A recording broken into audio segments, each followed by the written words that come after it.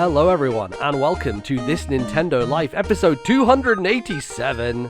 My name is MBZ, and I think I'm going to start getting used to it again, you know, because we had a break, Bally. It was like a little bit of a lull there. Yeah. And there were some other episodes, and we actually recorded the previous episode actually even earlier than it came out. So it's actually been another bit of chunk of time since we recorded again. But we're back in it again, back in the groove, and yeah, looking forward to 2025. Welcome to the quite a big Nintendo year in theory. Yes.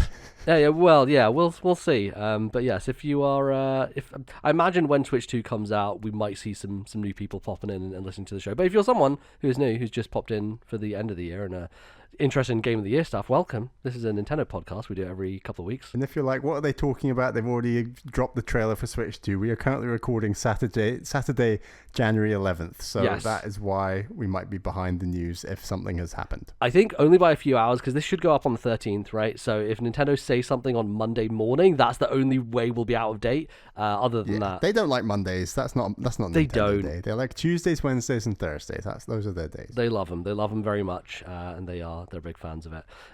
So yes, we are here, and we're going to talk about this episode where we're going to do some fun stuff, continue our Game of the Year stuff on. But Bally, we have some business to get to. Very importantly. You had another child, one of those babies, you know, you got to look after them, you got to carry them, you got to feed them. Pain in the arse, I've heard, but you know, you got another one, so we got to call it something, you know. It's very important. Yeah. I have not laughed on Discord as hard as some of the suggestions that people sent in. So I'm going to run through a few of these suggestions. These were back in November. Yes. But Declan says the most Nintendo name would be New Bally Jr. Of course, yeah. CRM Doodle says Bally U. Jasmine says New Bally Jr. U. Raph says Bally DS brackets double sun. That's one of my favorites. I gotta say, the double sun is one of my favorites. That's very good. Super Bally Junior. That's a strong contender. Yeah. Let's have a look. A service says Bally Boy 91. That's BALLYB. I can't even say it. BALLYBOY 91. So that makes sense.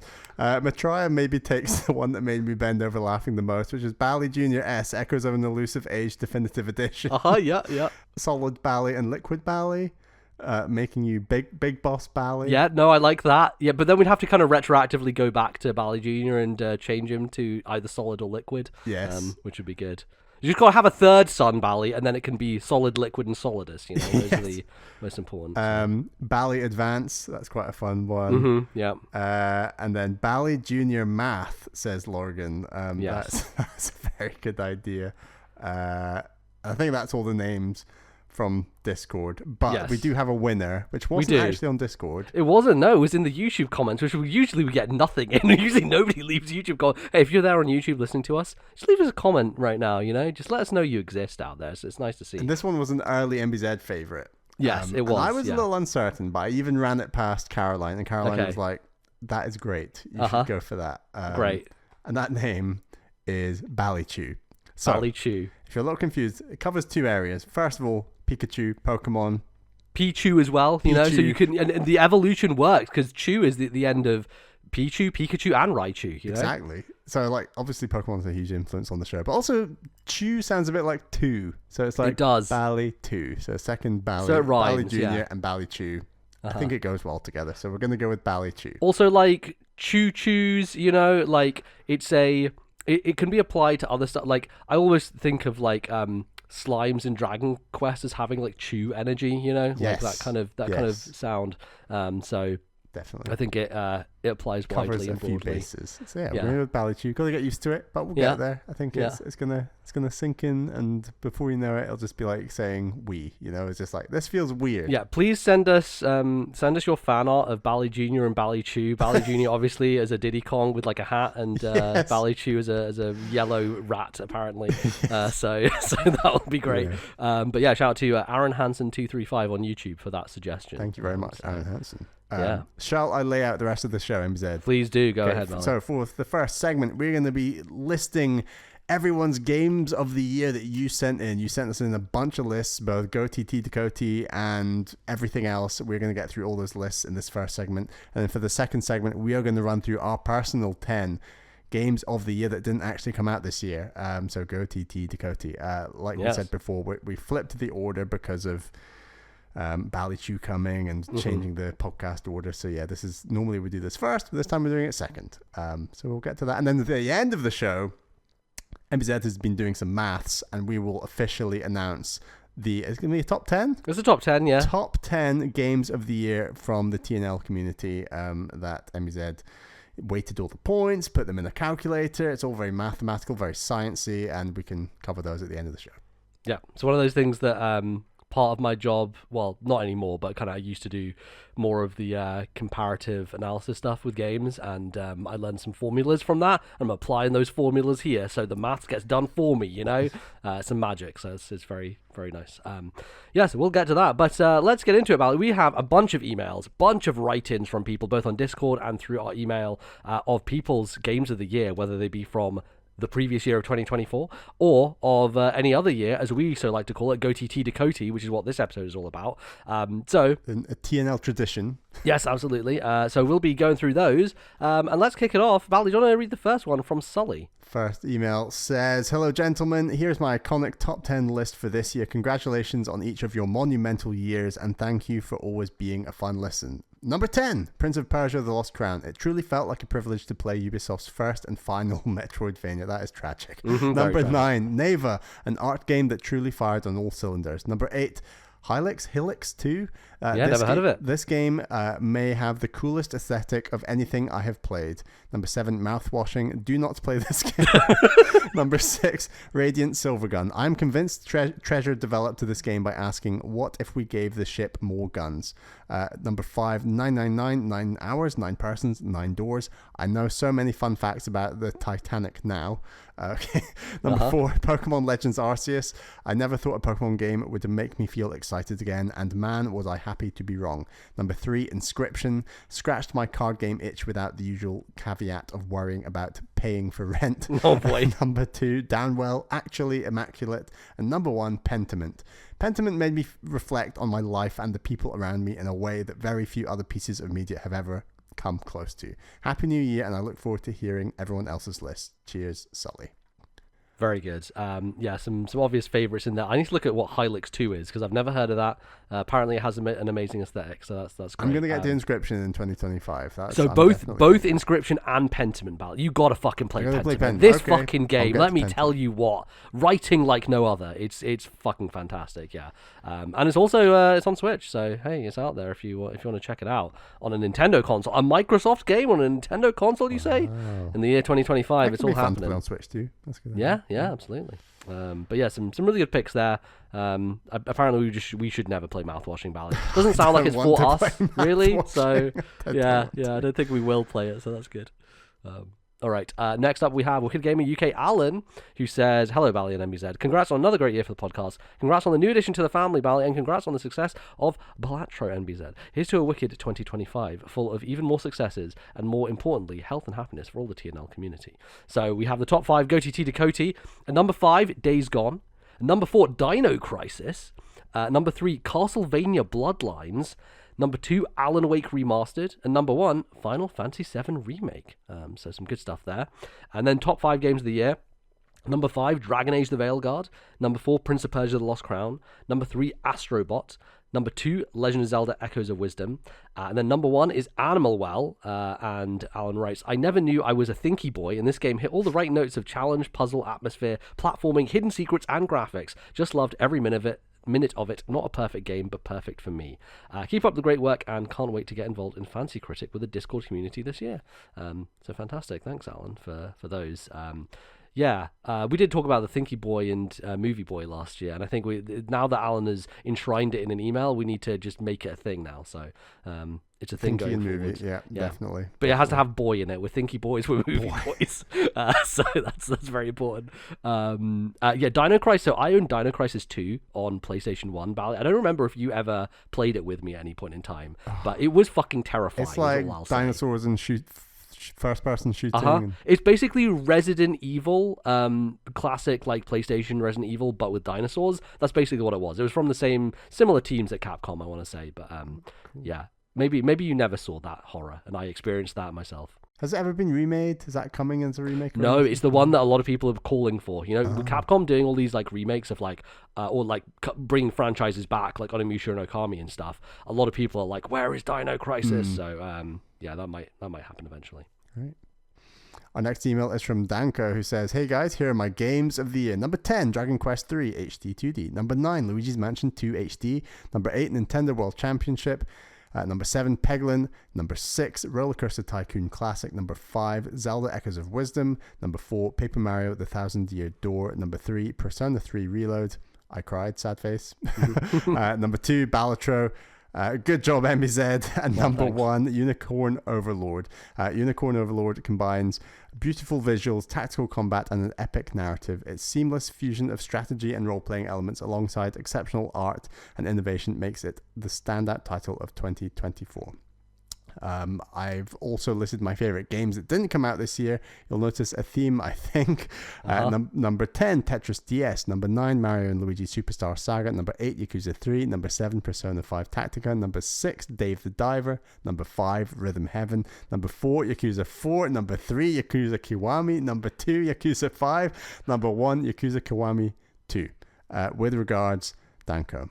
Danko had the exact same year that I did back in 2021, I think, where, yeah, well, I remember my GOTY that year because I was like, my number 1 is every Yakuza game I played this year because otherwise my entire top 10 would just be every single one. And yeah, Danko's opted to go for that instead. It's a great journey to go on, so I appreciate that, yeah, played through pretty much most of the series there, 1 through 5, so very I need good to have stuff. a year like that at some point. I don't know when that's going to be, but I need to attempt it. Yeah, maybe, wait another 25 years when your 2 children are gone out of the house, and then you'll have all the time in the world, Bally. So Exactly. Great. Our next one comes from Andrew, who says, "Hello and Happy New Year to NBZ and Bally." Wow, that's us. Long-time viewer/listener, first-time emailer. There we go. Wow. This is an amalgamation of the games I've played this year. So mainly GOTY with some 2024 titles sprinkled in too. Top 5 is ordered, the rest aren't, and I threw in some honorable mentions as well. So the honorable mentions are a bunch of Pokemon games back to back. So Poker Rogue, which I know is it's like a roguelike Pokemon thing that was a lot of people were playing. It's something that was fan-made. Pokemon fan-made. Auto Chess, which I probably was also fan-made, and then TCG Pocket, which is obviously the thing that has destroyed all our lives. Persona 3 Reload and Unbeatable White Label. Oh, look at that. That's a nice shout out there. And then 10 through 6 is God of War and Jedi Survivor, both in one slot, so I guess they're just together. Metaphor ReFantazio, Control, and Pseudo Regalia, which is a very cool platformer that I played earlier this year as well. And then into the top 5. So number 5 is Yakuza 4. Number 4 is Final Fantasy 7. I think original Final Fantasy 7. Number 3, Nier Replicant. I played Nier Automata a few years ago and had always wanted to immerse myself further into the world in which it's set. Replicant was my first step, and it honestly hit me harder than Automata, which was completely unexpected. I particularly adored Kane as a character, as well as some of the side stories. It really invoked a melancholic, nostalgic feeling that I hadn't felt from a video game before. Number 2, Balatro. Like seemingly every other person who played this game, I said, I get it out loud after about 5 minutes. Instantly, hypnotizingly addictive, and just a wonderfully pure and fun video game.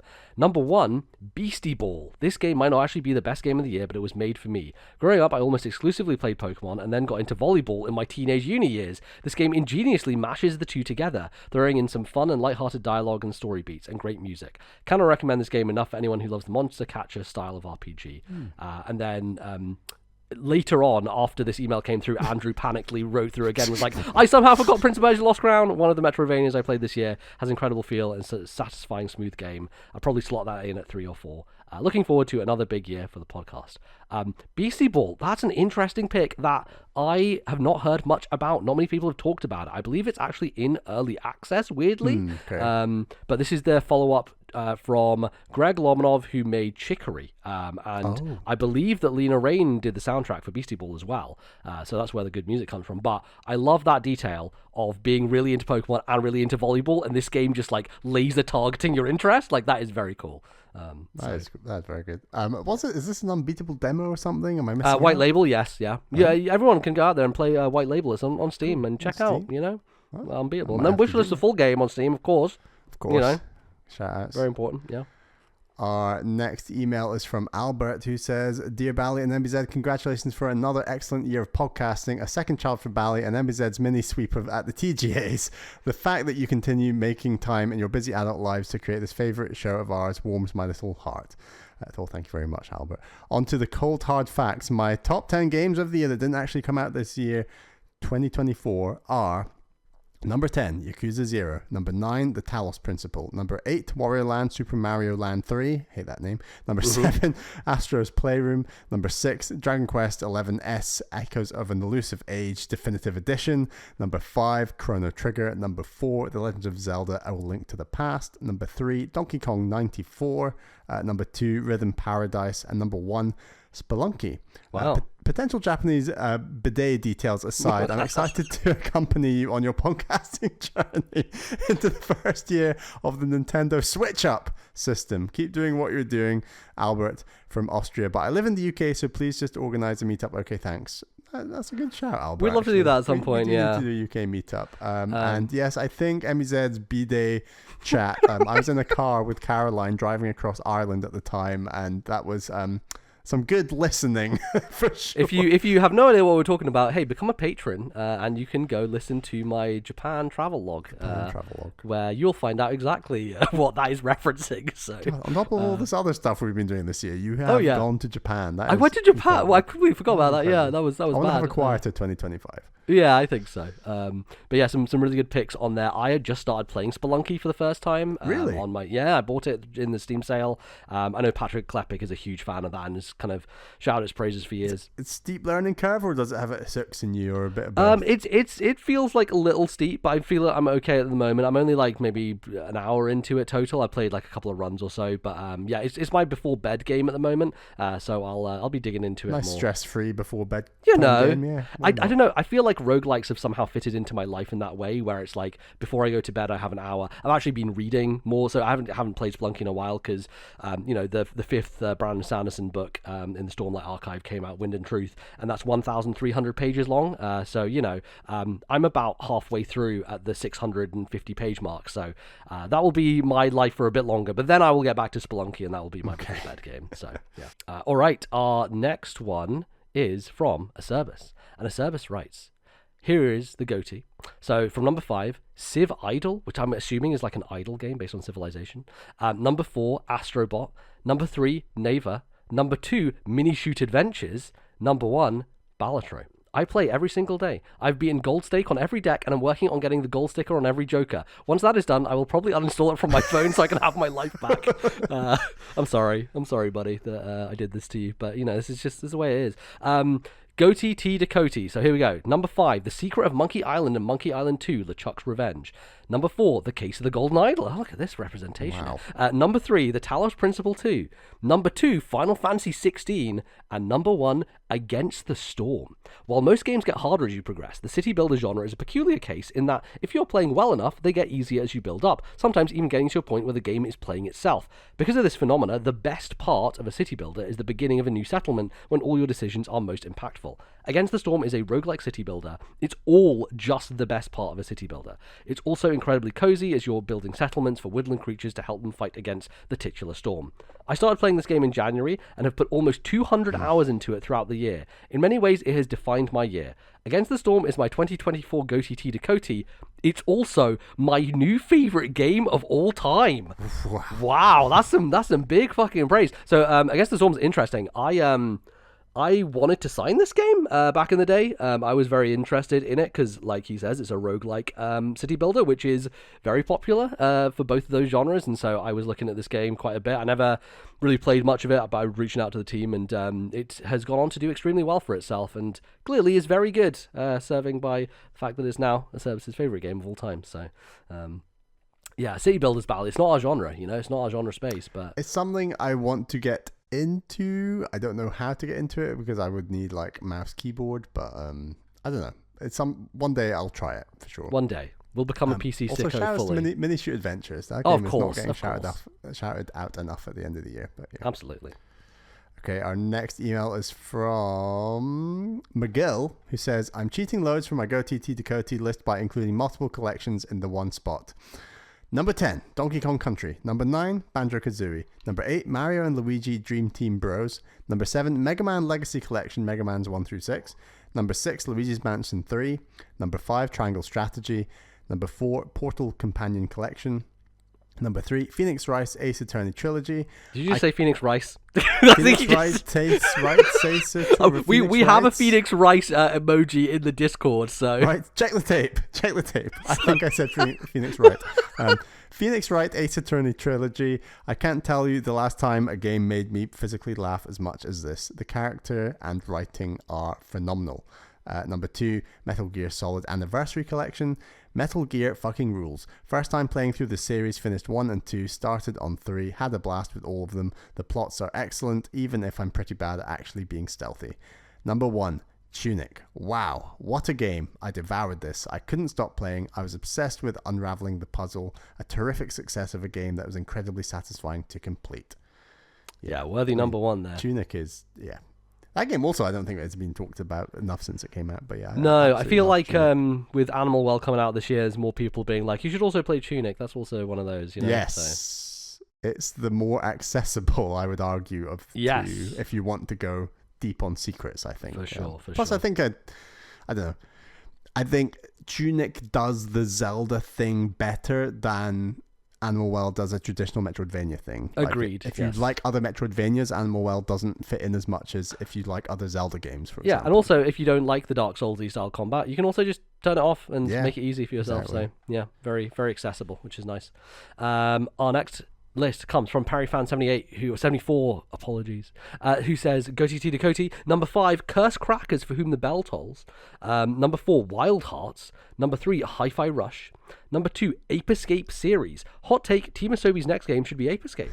Number 1, Corn Kid 64. The closest any indie dev has come to capturing the look and spirit of my favorite N64 games. Its visual style captures that early 2000s Hot Topic vibe perfectly.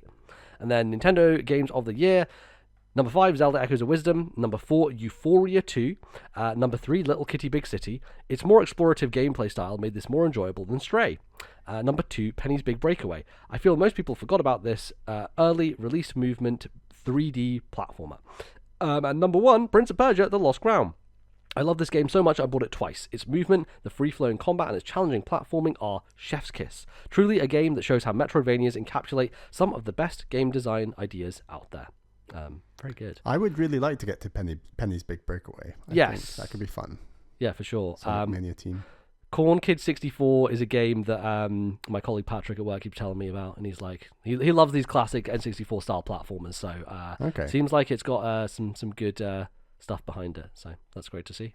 Excellent. Our next email is from Flapjackal, who says, I played more games than normal this year, but not enough for lists of top 10s, but I have 3 lists of my top 5s for Nintendo GOTY, and of course the main course, the GOTYTDACOTY, that is spelled in a very different way to the other lists. Nintendo GOTY, number 5, Balatro, number 4, Zelda Echoes of Wisdom, number 3, Mario Party Jamboree, number 2, Unicorn Overlord, number 1, Pokemon TCG Pocket. Would not have put Pocket on this list, but you did, so it's valid. Honorary mention to Mario and Luigi Brothership that I have played about 1 hour of, but haven't played enough to feel it out yet. GOTYTDACOTY. Number 5, Dave the Diver. Number 4, Road Warden. Number 3, Transistor. Supergiant never fails to impress, and had this on my backlog for a while. Number 2, Final Fantasy IX. This game was a bit predictable and very aged story-wise, but made grinding kind of fun because I could get nuts abilities. Number 1, Slay the Spire. I love games I can passively play while I watch videos, and this is all that and more. It has since been replaced by Balatro, but it's number 1 here. I've heard so many people talk about how Slay the Spire is just this great game to play while they're doing other stuff, I couldn't disagree more. I have to concentrate so much on that game. I think you have to hit a level of understanding on it to where you can easily go through those early floors, for example, are quite easy, so you probably can do that. I'll agree on that, but I quickly am in brain busting mode, and it's I need to think. It's one of those games where I'm like, I think I can listen to a podcast while playing it, but I actually can't, and I don't actually absorb the podcast while I'm playing it. Yeah. Interestingly, we did put Pokemon on our joint list and not on our solo Individuals. lists. I know. Yeah. but That's very funny. Yeah, I still feel very conflicted about that game. Well, it's a video game. Our next list comes from Lucky Green. GOTYTDACOTY. Here's a mixed bag of playing games this year with getting married and purchasing a home, but here's my short list from what I beat/played considerably on my end. Enjoyed to most enjoyed. So, Disney Illusion Island, Final Fantasy VII Crisis Core, Little Gator Game, Super Mario RPG, Pokemon TCG Game Boy specifically, Hi-Fi Rush, Cassette Beast, Balatro, Persona 5 Royal, and Echoes of Wisdom. Just got a new bag of games from Christmas to fire up, and I'm excited for 2025. Well, congratulations on getting married and purchasing a home. That's a double whammy. That's a T&L level of year that you've had. God damn. Yeah, very, very busy. Great stuff. Right. Next list is from Heyraf. It says GOTYTDACOTY, number 10, Final Fantasy 4, number 9, Pikmin 4, number 8, Super Mario Brothers Wonder, number 7, Citizen Sleeper, number 6, Inscription, number 5, Neon White, number 4, 13 Sentinels, Aegis Rim, number 3, The Last Spell, number 2, Akai Katana Shin, number 1, Guilty Gear Strive, and then for GOTY, number 6, NES World Championships, number 5, Zelda Echoes of Wisdom, number 4, Prince of Persia The Lost Crown, number 3, Animal Wild, number 2, The Bazaar, and number 1, Balatro. Very good. One game I've not heard on here, Akai Katana I have no idea what that is, but I'm sure that it's something interesting, so have to look into it. Shout outs for Citizen Sleeper, a sequel to that game coming out very soon. Looking forward to checking that out, so good stuff. All right, next is from Matraya, who says, Hi Bally and MBZ, welcome back. Congrats to Bally on his second child and MBZ on his many game awards. After playing very few older games in the past few years, 2024 was the year I finally buckled down and cleared some of my backlog. I sometimes wouldn't play enough to have a top 10, but this year my top 10 games are all games I really like, which is very good. So number 10, Splatoon 2 Octo Expansion. Number 9, Citizen Sleeper. Number 8, Chicory. Number 7, Night in the Woods. Number 6, Tears of the Kingdom. Number 5, Ghost Trick. Number 4, Great Ace Attorney 2. Can I just say already, fucking what a hell of a year. This is a fucking all-timer year. Jesus Christ. Number 3, Zero Escape 2 Virtue's Last Reward. This is a fantastic sequel. VLR is the best game in the series in most ways, particularly the escape rooms. However, the ending just didn't hit me as hard as its predecessor. Number 2, Super Mario Brothers Wonder. Hot take, this is my favorite Mario platformer, 2D or 3D. This was the type of game that I played with a smile on my face the entire time. And then number 1, Zero Escape 1, 999. The way this game combines insane anime bullshit with a grounded, heartfelt core is genius. I would like to thank the TNL community for elevating my enjoyment of this series, particularly Mirandu. She told me I needed to play the Zero Escape games, and she was very right, with 999 now being my 4th favorite game. And here is my GOTY list. Placements 4 through 1 were all very tight. I could imagine my GOTY changing later on. Number 6 is Celeste 64. Number 5, Unicorn Overlord. Number 4, Neva. Number 3, Echoes of Wisdom. The second best Zelda on Switch. The freedom and options this game grants you make it my favorite 2D Zelda. Number 2, Balatro. This is the definition of a game that just hits all the right buttons in my brain. The sound effects are fantastic. The noise of your chips collecting is so satisfying. And then number 1, Paper Mario The Thousand Year Door. I can now see why the internet really likes to hate on the modern Mario RPGs. The dialogue is hilarious, just not something you'd expect in a Nintendo game. The characters are all very memorable and the combat is pretty fun too. Looking forward to the return of regular podcasts and Happy New Year to you both. Matraya from England. So there you go. Yeah, some very, very good picks there. That's a hell of a list. Yeah, great games. Great year of gaming. It is, yeah. Next list is Capsule J.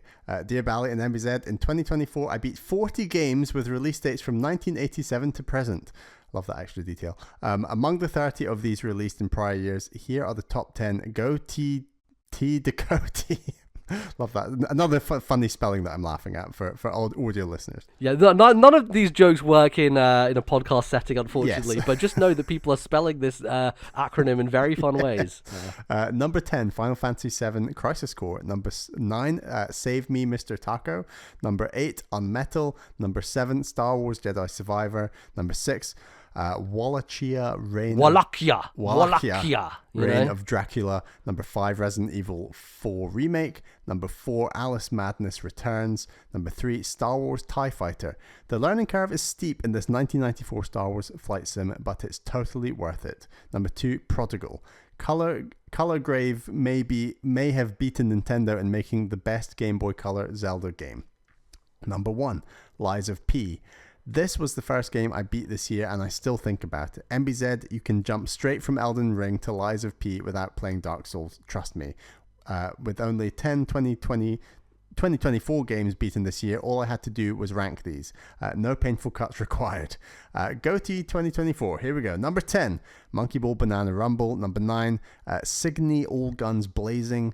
Number 8, Mario Party Jamboree. Number 7, Ayuden Chronicle. Number 6, UFO 50. Number 5, Yars Rising. Number 4, Ease 10 Nordics. Number 3, Princess Peach Showtime. While the mechanics are pretty simple, Peach's long overdue solo outing has enough charm to carry it to the top 3 status. Number 2, Iron Meat. This is the best Contra game made since Konami became a pachinko company. You will melt alien faces with your guns, and the game's soundtrack will melt players' faces with its guitar riffs. Number 1, Zelda Echoes of Wisdom. 2024 was a fine year for princess characters getting their due. Echoes of Wisdom does a great job of fusing modern Zelda's open design with classic Zelda dungeons. Thanks for another great year of podcasting, Bally and MBZ. Happy New Year, Capsule J from Georgia, USA. Very, very cool. I've got Prodigal on my Steam wishlist, and I've been always looking at it because it was like £1 in the Steam sale. I didn't get it, but now that you put it at number 2, I might have to check that out. So yeah, sounds very good. All right, and our final list comes from Tim, who says, all right, here we go, my 2024 list. GOTYTDACOTY. Since I played some longer games this year, I think this is the first time since I've started making these, I haven't played enough to fill a top 10 GOTYTDACOTY, but where this list lacks in length, it makes up for in quality, especially the top 5. So honorable mentions, Metro Prime Remastered and Mass Effect 1 Legendary Edition. Number 9, Battle Chef Brigade. Number 8, Pokemon Heart Gold. Number 7, Chants of Sinnoh. Number 6, Cyberpunk 2077. Number 5, Blasphemous. Number 4, Inscription. Number 3, Star Wars Jedi Survivor. I rarely play this style of AAA game, so when I do enjoy a great one like this, it feels fresh. The story was forgettable, but the gameplay and level design were a step up from the already stellar previous entry. Number 2, The Case of the Golden Idol. I can't believe this game exists. So unique, so good. Perfect puzzly gameplay and an intriguing mystery narrative. I could not get enough. Fortunately, we didn't have to wait long for the equally excellent sequel. All these words are Tim's, of course, by the way. You know, I'm reading them out loud, but not my opinions. Although, of course, they are my opinions because it's an amazing game. His words for number 1 are my words. Of course, yes, of course. Number 1, Octopath Traveler 2. These are all Bally's words. By far the best game I played this year and a true masterpiece of a JRPG. Pristine turn-based combat and 8 excellent individual storylines which actually come together in a satisfying way. The one thing really missing from the first game. So very good. And then actual GOTY for this year. I had an extremely hard time ranking the top 4 games on this list. All of them were considered for number 1 at some point. Number 8, Pokemon TCG Pocket. Number 7, MLB The Show 24. Number 6, Just a To The Moon series beach episode.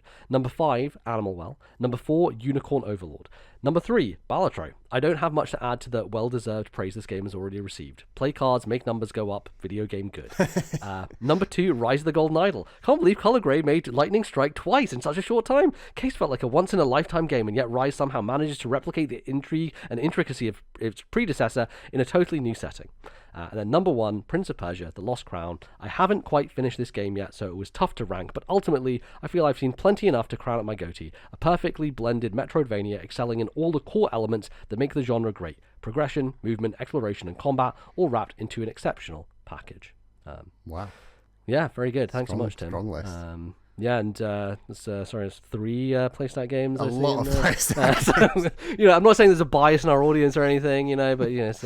I'm super intrigued how much your advertising of these games has helped listeners play them versus just the natural marketing beat. I'm very interested. I like to think it's the great job we did marketing the video games, you know, but who knows? It might be a combination. Yeah, you know, I think it's maybe the games are good. The games are good. That is the most important thing. So that helps. Fantastic. Well, thanks so much, everybody. There's a lot of lists, a lot of video games. I'm sure there's lots of stuff that you had not heard of in there before. So go seek them out. Go play more video games. There's lots of good stuff. But we are not done with video games, of course, because we're going to be back after this break, and we're going to tell you about our top 10 GOTYTDACOTYs for the year 2024. Very exciting stuff. And we'll see you in a bit.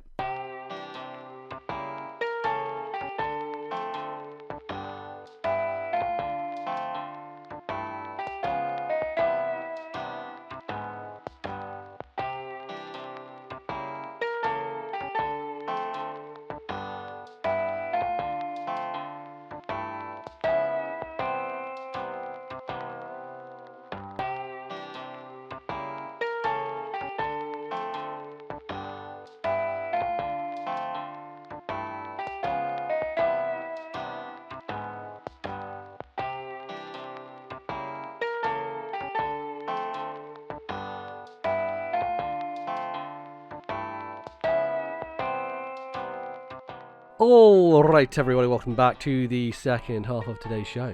It's where the meat is at. It's where the real battlefields are drawn. The goat meat. The real goat meat, yeah. This might be my favorite segment we do every year. I really enjoy GOTY. I think it's one of those things again that we talk about. A lot of people do it, but in like a side way. They're like, oh, and also I played this stuff that didn't come out this year. Yeah. Min-Max was like, oh, by the way, what was your favorite game you played this year that didn't come out this year? And everyone's got like one game, and it's like, oh, cool, that's great, but what are the others? Yeah, for sure. And I think it's we try and make it, I think part of the show is keeping up with new releases with Nintendo stuff especially, but we obviously like to talk about old stuff and go back to old stuff, and I think that is more representative of the way most people play video games, which is most people are not keeping up with every brand new thing all the time. If you just look at the stats that came out of Steam of like how many percentage played new games in 2024, and it was 15% of playtime went to new games. 15, which is tiny. And think about how many new games came out last year. Think about how many long new games came out as well. Right, that's not exactly. much playtime. Yeah, for sure. So it's a thing that I think is definitely part of our identity here, and we like to carry that flag, and so we're here to talk about it. Bally, what is a GOTYTDACOTY though for the uninitiated? A GOTYTDACOTY is a game of the year that didn't actually come out this year. So we play a bunch of games that don't come out in the year 2024. They came out before, and I actually played I think 13 games. Oh, nice. Okay. So this is my top 10, and we go through our top 10 of the year that didn't come out that year, and we enjoy it very much. And I should say also it's cross-platform. This is Nintendo, non-Nintendo, and everything in between. It's all on this list. Exactly. So yes, it's a good time to reflect back on the stuff that we played and what we talked about, and maybe find some new favorites. There's definitely been years where I'm like, man, this old game was actually my favorite thing I played all year, as opposed to like a new game necessarily. So we'll see what makes the list. So, let's start things off, Bally, with your number 10. What's your number 10 GOTYTDACOTY for 2024? My number 10 is close to home. It's a Scottish game, and that is a Highland Song. Oh, yes. I played on Switch earlier this year. Came out, I can't remember, 2022, 3? I think it was 3. It's got some really nice moments. It does the whole, we're taking the Breath of the Wild formula and turning it into a 2D game quite well. And what I mean by that is you're almost imagine layers of mountains. So you're on a single layer going up and down mountains on a 2D plane in a kind of Metroidvania world, and you can see the next layer of mountains beyond, and you're kind of working out puzzles, climbing up cliffs through platforming, and then using the peaks of mountains to look beyond the layer that you're on to see other mountains. Hopefully that makes sense, but basically you're then progressing to the next layer of mountains, and the whole aim of the game is to get to your Uncle Hamish's lighthouse, and his lighthouse is like on the backmost layer. I think there's maybe 10, 11 layers, and it's kind of a little bit roguish in the sense that you can play the game multiple times and try and get to Hamish's lighthouse faster and faster. I only played through the main game once. It's a cool idea. It's some great writing, fantastic music, but gameplay wise it falls short, and it can be a little bit finicky at points. But I had a really good time. Few too many dead ends, but it's Scottish. That sweetened the deal for me, and it's a really beautiful game. I was going to say, I think that's probably the reason it got onto this list is because of the Scottish factor there. Partially, for sure. Yeah. It's a cool idea, and if you want something interesting that is kind of Breath of the Wildy but different and absolutely Scottish, then I would recommend it. Very good. I think the art of this game is really tremendous as well. It just has cool.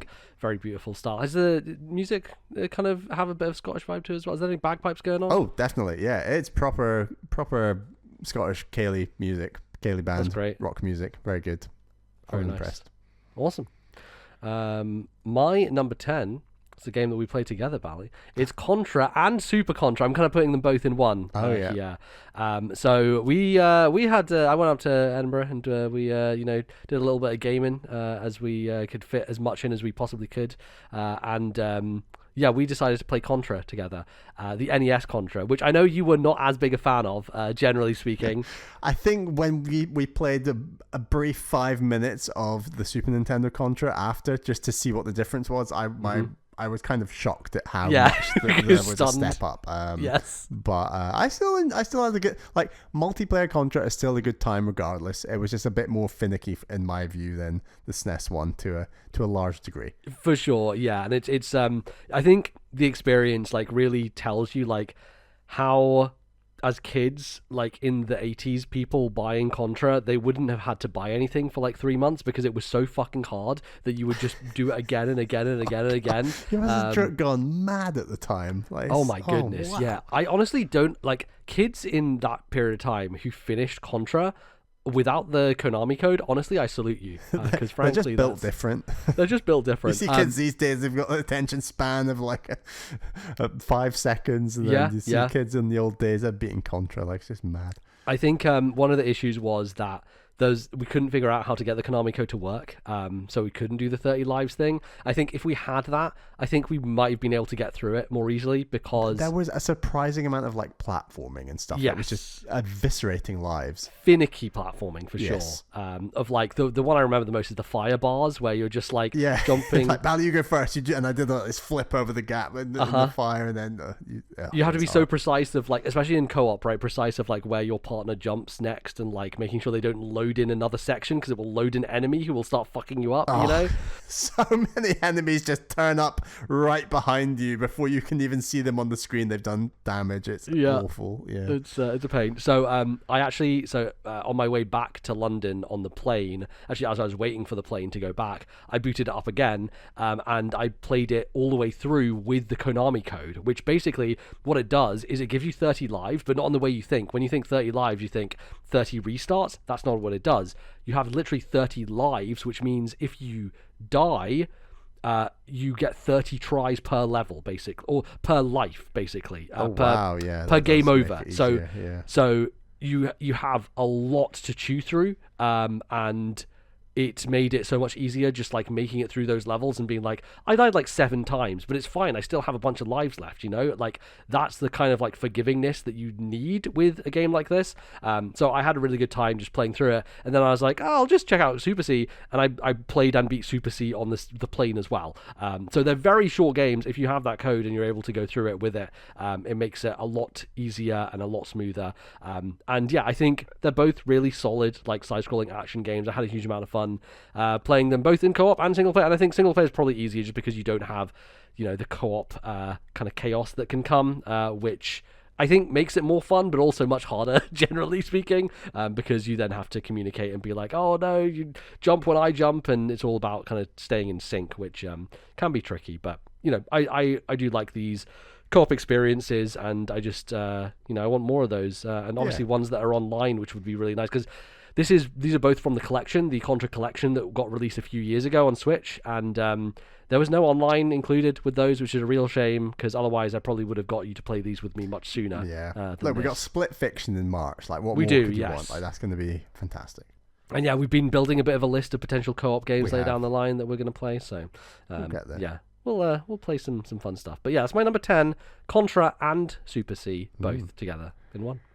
My number 9 is Limbo. So it got ported to Switch maybe, I don't know, a few years ago. Came out way back 2015, 14, maybe. Oh, way before that. 11? Inside was Inside was 2015. Yeah. I want to say Limbo was 2010 even. Right, yeah. This game has aged incredibly well. It's a really smooth game. So you're obviously walking from left to right, doing mainly puzzle platforming, but it's creepy. The vibes are immaculate in how creepy they are. Famously, this game has like spiders and things that, like, not tentacles but like spider legs that come and get you and like stab you, and like there's just some really gruesome animations that are done where it's kind of like a black character on a grey background, like it's all like monochromatic, so it's all silhouettes, and you can really see like this little poor kid getting stabbed. It's that one Donkey Kong Country Returns level as a whole game, essentially. Basically, yes, exactly. I really, really enjoyed this game. I think the difficulty curve is immaculate until the final 10% of the game, and it just randomly gets really, really hard, and I had to look up some stuff. I remember playing this game on the plane going to and from Barcelona to see some friends actually back in March, and yeah, I was really stumped and needed a guide for the very, very end of the game. And that always makes any game that has a little bit of puzzle to it a little less positive at the end in my mind. And that's very subjective because it totally depends on your puzzle ability, and mine is average at best, perhaps.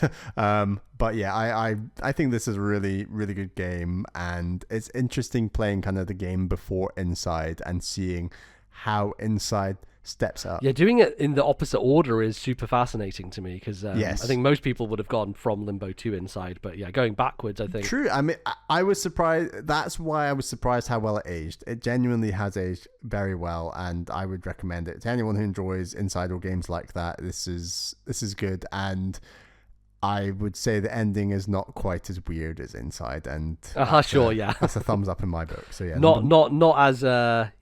not as startling, let's say. yes. My jaw wasn't on the floor. No. Let's say. So yeah, that's a thumbs up from me. That's my number That's great. 9, Limbo. Awesome. Yeah, I'm very glad you finally got around to it. It's interesting because I don't know if, having played it Inside, I was always like, oh, do you really want to go back to Limbo and play that? I was unsure like how it fully held up because I think I played it a few years later. It was on PlayStation Plus, I want to say, and I played it on my PS3. And I think I played it in one sitting.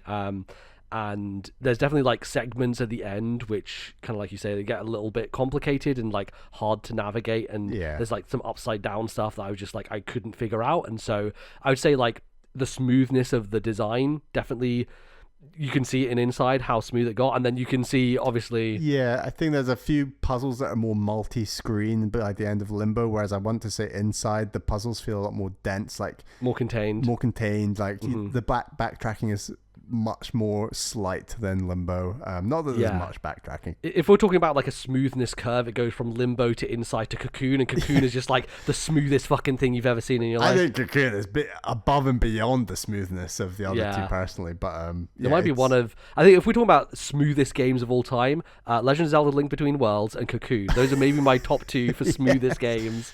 I think like Mario Odyssey or something might be in them. I don't know. Yeah. We could have our smoothest games of all time. That's a good list. Well, yeah, what does smoothest game even mean, But Mini Shoot, is that smooth? It's pretty smooth, yeah.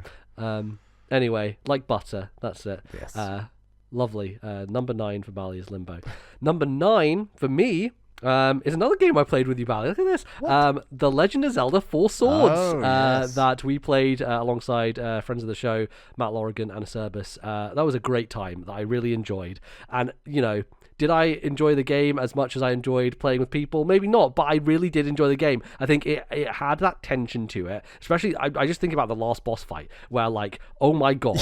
That was clutch. We were just like on our fucking like the final string. I had like a quarter of a heart left, and like any hit I took, we would had to like start over the whole thing again. And it was a whole to-do. These are long-ass levels as well. You do not want the game over. They're pretty long levels. And I want to say if you die on that boss, you have to redo the level from the beginning, which includes, I think that includes like some puzzle stuff before the lead up to the boss, I want to say. So that would have been a bit of a pain. There's definitely some weird design stuff in this game. Like we couldn't figure out how to do stuff in the very first level. We're like, how do we get past this giant rock? None of us realized that there's a button dedicated for lifting stuff, which we were just running around the level for ages being like, oh, what do we do? I didn't even really know. I was like, does this game even have bosses? Like at the start it was very like, because I wouldn't say it has dungeons, it's more areas, and there are doors and keys, but they're quite minimal. It's a very strange game, and it's made me really want to play 4 Swords on GameCube, honestly, like because I think that's the more contained adventure game. This is like a kind of side thing to that, I guess. Yeah, it was very much like tacked on to the Link to the Past remake that got added to GBA, and I think as a little thing, as a small short multiplayer game, which did we do this in one sitting? Yeah, I think so. We did. I'm pretty sure, we didn't do it over multiple, because I was thinking like, oh, maybe we're going to have to come back to this and do more. Even then, I think we were only on for like 2.5 hours. I think it was only a couple of hours long, which is actually very nice, very condensed. Something like 4 or 5 levels, and all kind of like 20 minutes, half an hour each. Right, yeah, and there's fun stuff there of like, we always got like kind of paired up in the same, me and Matt were always doing the combat, and you and Acerbis were stuck doing puzzles. And we're stuck waiting in a room for you to like beat some enemy we can't even see on the screen. And then there was a bunch of like jumping stuff as well, where we just like trying to jump using the floating item from The memes started very fast. It was all about the memes. Yeah. So yeah, lots of hard jumping and platforming stuff with some moving platforms, which I remember we lost most of our lives to, and yeah, it was very good. But yes, I would very much like to. I really hope Nintendo does a remake of the full GameCube Four Swords at some point, because doing that online with people, I think, would be a ton of fun. Yeah. And I feel like that game leans into the not the chaos, but like the rivalry of how many gems do you have? Like how in like Mario 3D World you get the crown for having the star and stuff like that. In Four Swords, there's the number of rupees you get, and it's like the whole ranking of it. And I'm not the biggest fan of like, this is a co-op game, but also your rivals. I'm a bigger fan of either this is co-op and we're genuinely just helping each other, or it's kill last man standing. Like, you're not a fan of co-optional games. Co-option, that's the word. Yeah, I'm not the biggest fan, but I see what you're saying. Yeah, I think they lead to the most fun interaction, especially if you have multiple people. If there's like a group of people, and then you're just like, you're teaming up on somebody, or like someone's in first and you're like, we got to get this motherfucker. Like, I think it leads to fun social interactions. But it definitely can distract from the actual goal of the game itself, which depends on how you feel about it. Yeah. But, anyway, that's my number 9, Legend of Zelda: Four Swords. Bally, what's your number 8? My number 8 is Vampire Survivors. Ooh, okay. So yeah, I hadn't got around to Vampire Survivors. Glad I did. This game is so pure. Like, it's so perfect in many ways. Like, I think the initial, when you first play the game and you're learning how does this game work and what am I meant to be doing, those hooks get in you fast, and like you're like, this is better, and you go on a run and then you die and you're like, I can do better, I need to experiment with this weapon instead of that weapon, and then you start trying out different weapon combos to try and clear the screen of enemies, and then it gets heavier and heavier and heavier, and then you die and you want to do it again, and you just keep going. And I think the biggest issue I had with this game was I had my best run quite early on. Like, I think there's a bit of luck in when you don't have the knowledge of what every weapon does, and you kind of think, oh, I'll take garlic, why not? Oh, I'll take that thing, why not? I'll take the holy water, let's try that. And then you can, by accident, sometimes just get an insane combo of stuff that eviscerates. And I was like facing, is it not Dracula you face at the end? It's Death, the Reaper. Death. I was facing the Reaper on my like second day of ever playing this game, and I don't think I ever faced. And I was facing the Reaper for like minutes at a time and hanging in there, surviving, and then eventually dying.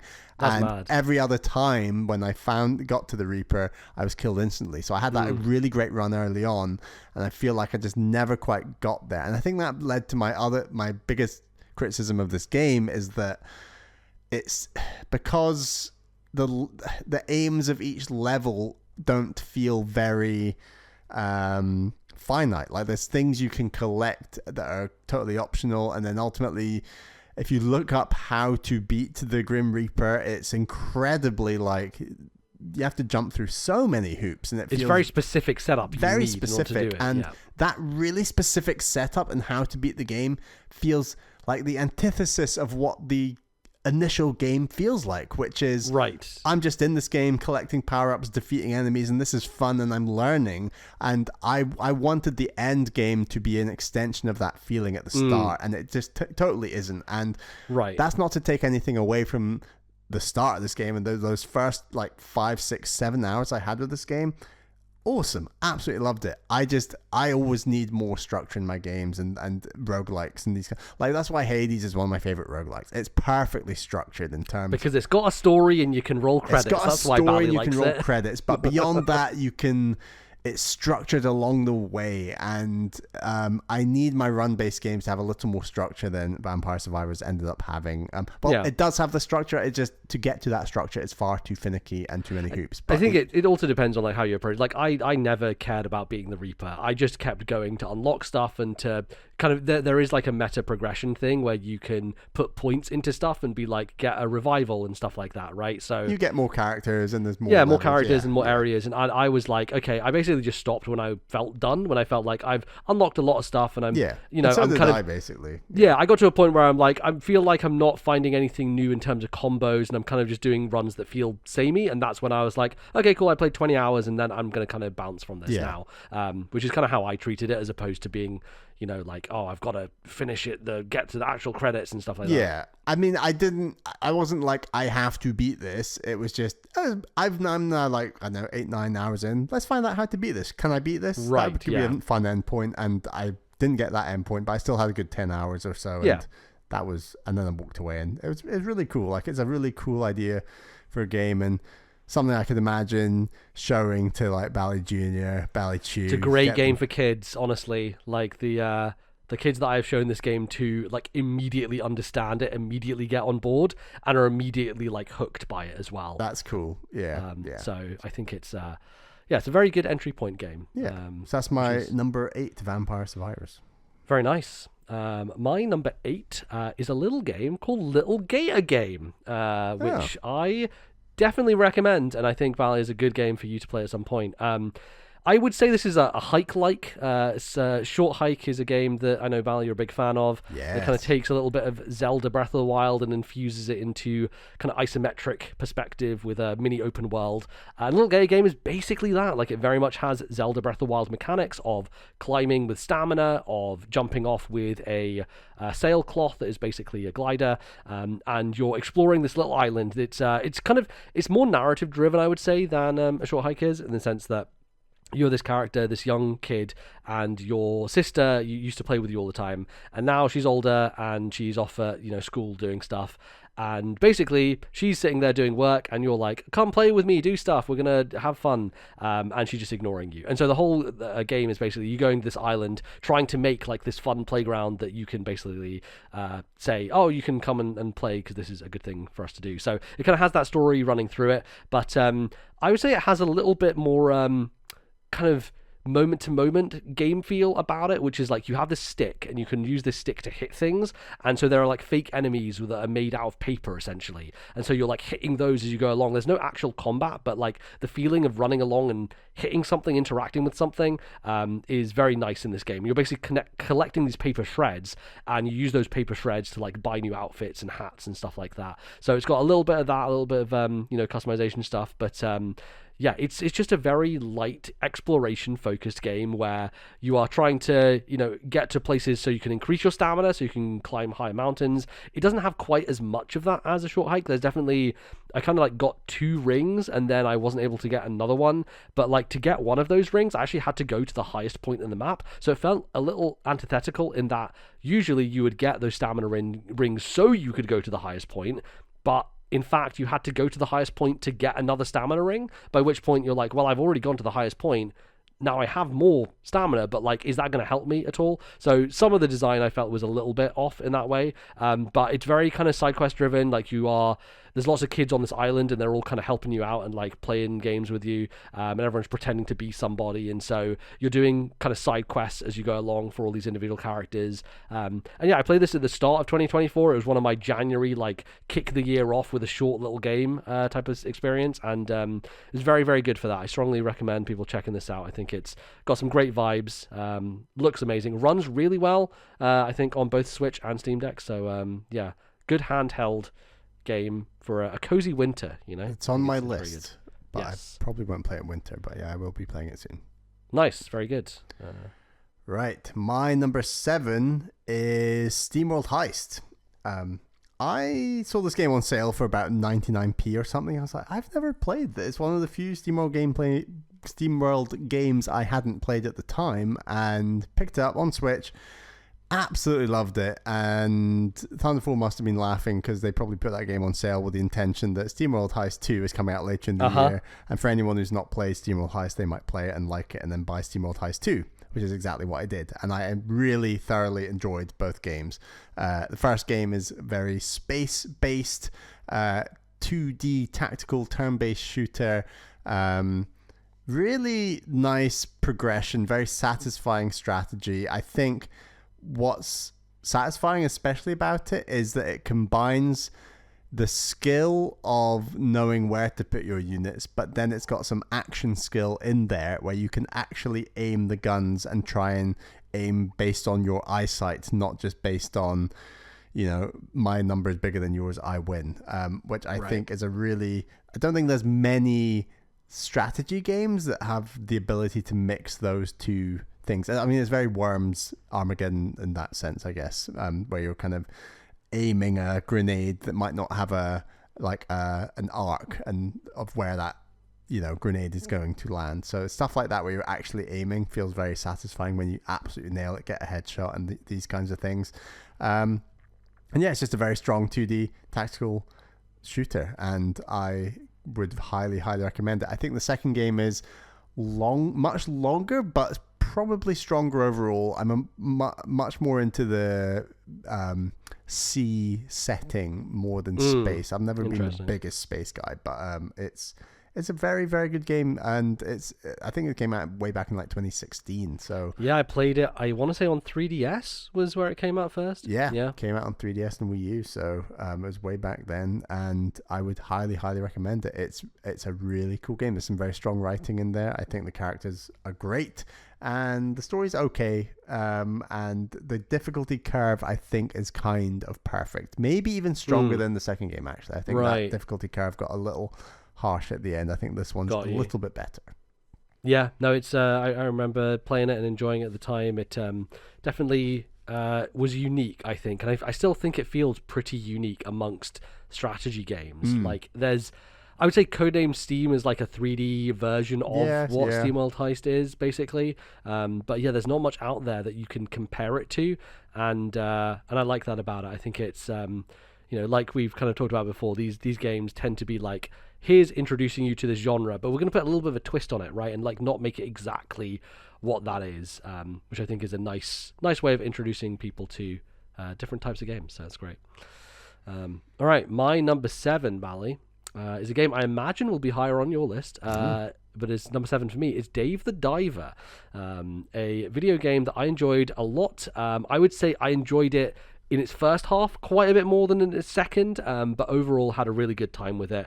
I think the core loop of diving to get fish, having limited oxygen, having like limited storage space as well, and also having that kind of like heavy mechanic where it's, okay, I can take these fish, but I'm going to be really fucking slow.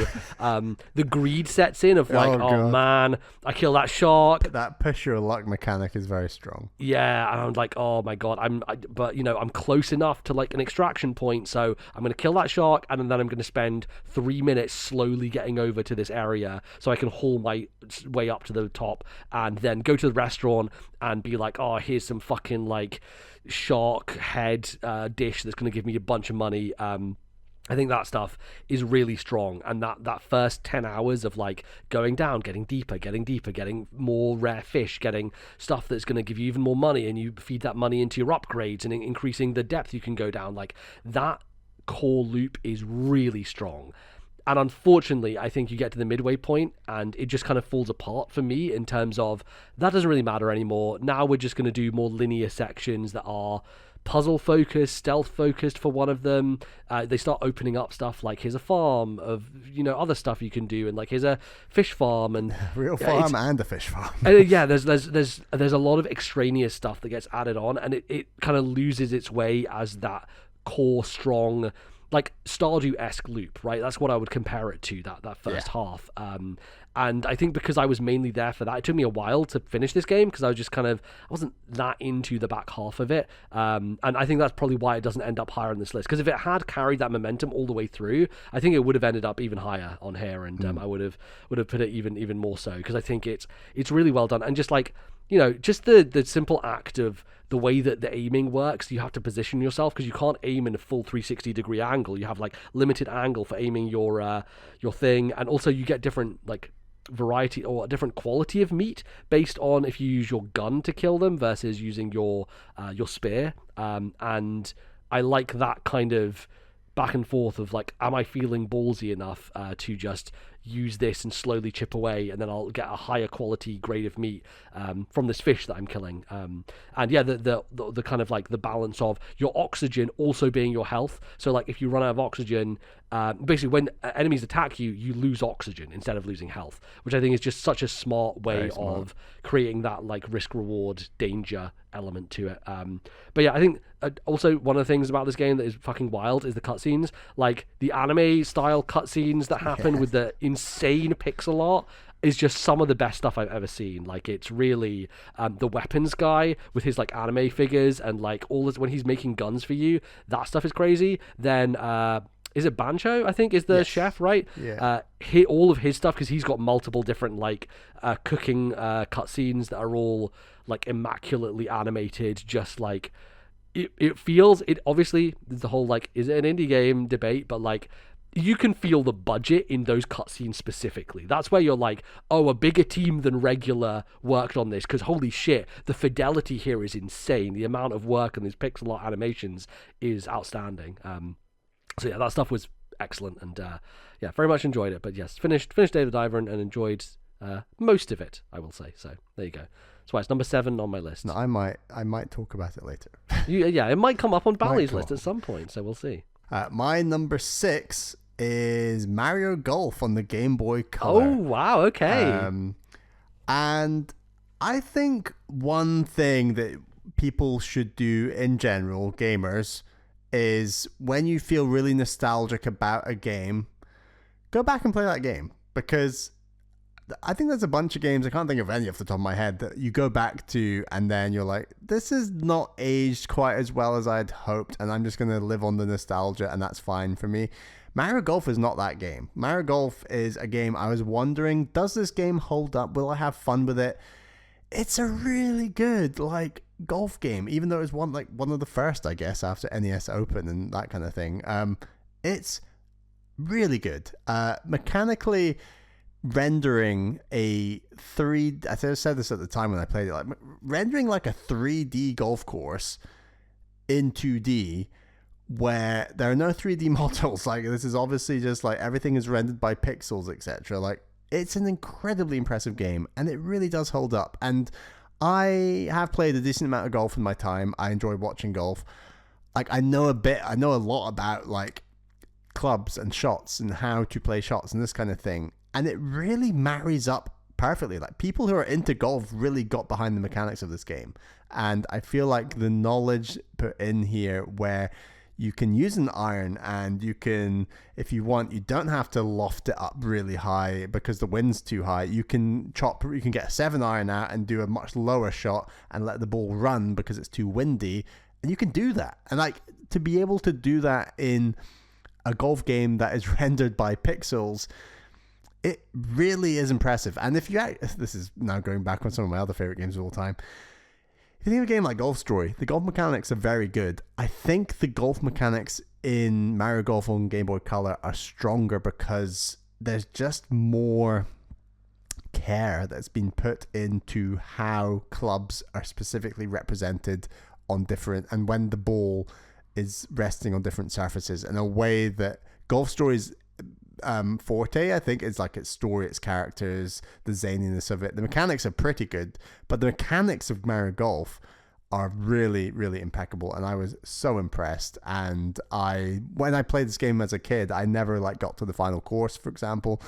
I got to the final course this time, and I got there without save states, but then on the final course itself, I had to save scum my way to like beating that course because it is challenging. Fake champion over here. Yeah, yes, yeah. It is really challenging. But the final course is like Mushroom Kingdom themed and all this stuff, which is really nice as a Nintendo fan. And you know, it's just a really, really cool game, and the RPG nature of it, of gaining more abilities and improving like the distance you can drive the ball and surfaces and all these things. I want more. I want to play more RPG golf games. I think I need to play like the Game Boy Advance game because I never got around to that one in the past. But I was going to ask on that one. Like, I wondered if you had played the GBA Mario Golf as well. I don't think the GBA one is on Switch Online yet. Oh, right. Okay. But I did get a Steam Deck this year, so that's true. Yeah, we could maybe fix that. It might be on there. It might not. It might you could be say. on there. So yeah, I am very impressed by Mario Golf on the Game Boy Color. I look forward to going back and playing more nostalgia picks,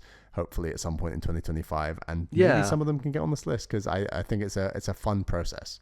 Yeah, for sure. Especially like games that we played as a kid, but we never really got anywhere in. You know, Yes. like we probably played a lot of it, but it was just like, oh, I played the first level of this and never got further than that. Talking of those kids who are just like insane at Contra, I don't think like our patience. We were the opposite of that. Yeah, my patience was not good at like sticking with campaign-based games, but yeah, for sure. Lovely. Well, that's really nice. A blast from the past. I'm glad that was able to make it. Yeah. And, yeah, sounds like it holds up tremendously well, which is great. My number 6 is a game that I played quite recently, actually. It's Star Wars Jedi Survivor, the sequel to Star Wars Jedi Fallen Order. Yeah, I really liked it. I think it's very interesting because you definitely had some issues with this game when you talked about it when it came out last year, and I kind of stayed away because of that. I was like, that doesn't sound great, and I liked Fallen Order quite a lot, but the things you were saying about Survivor kind of put me off a little bit.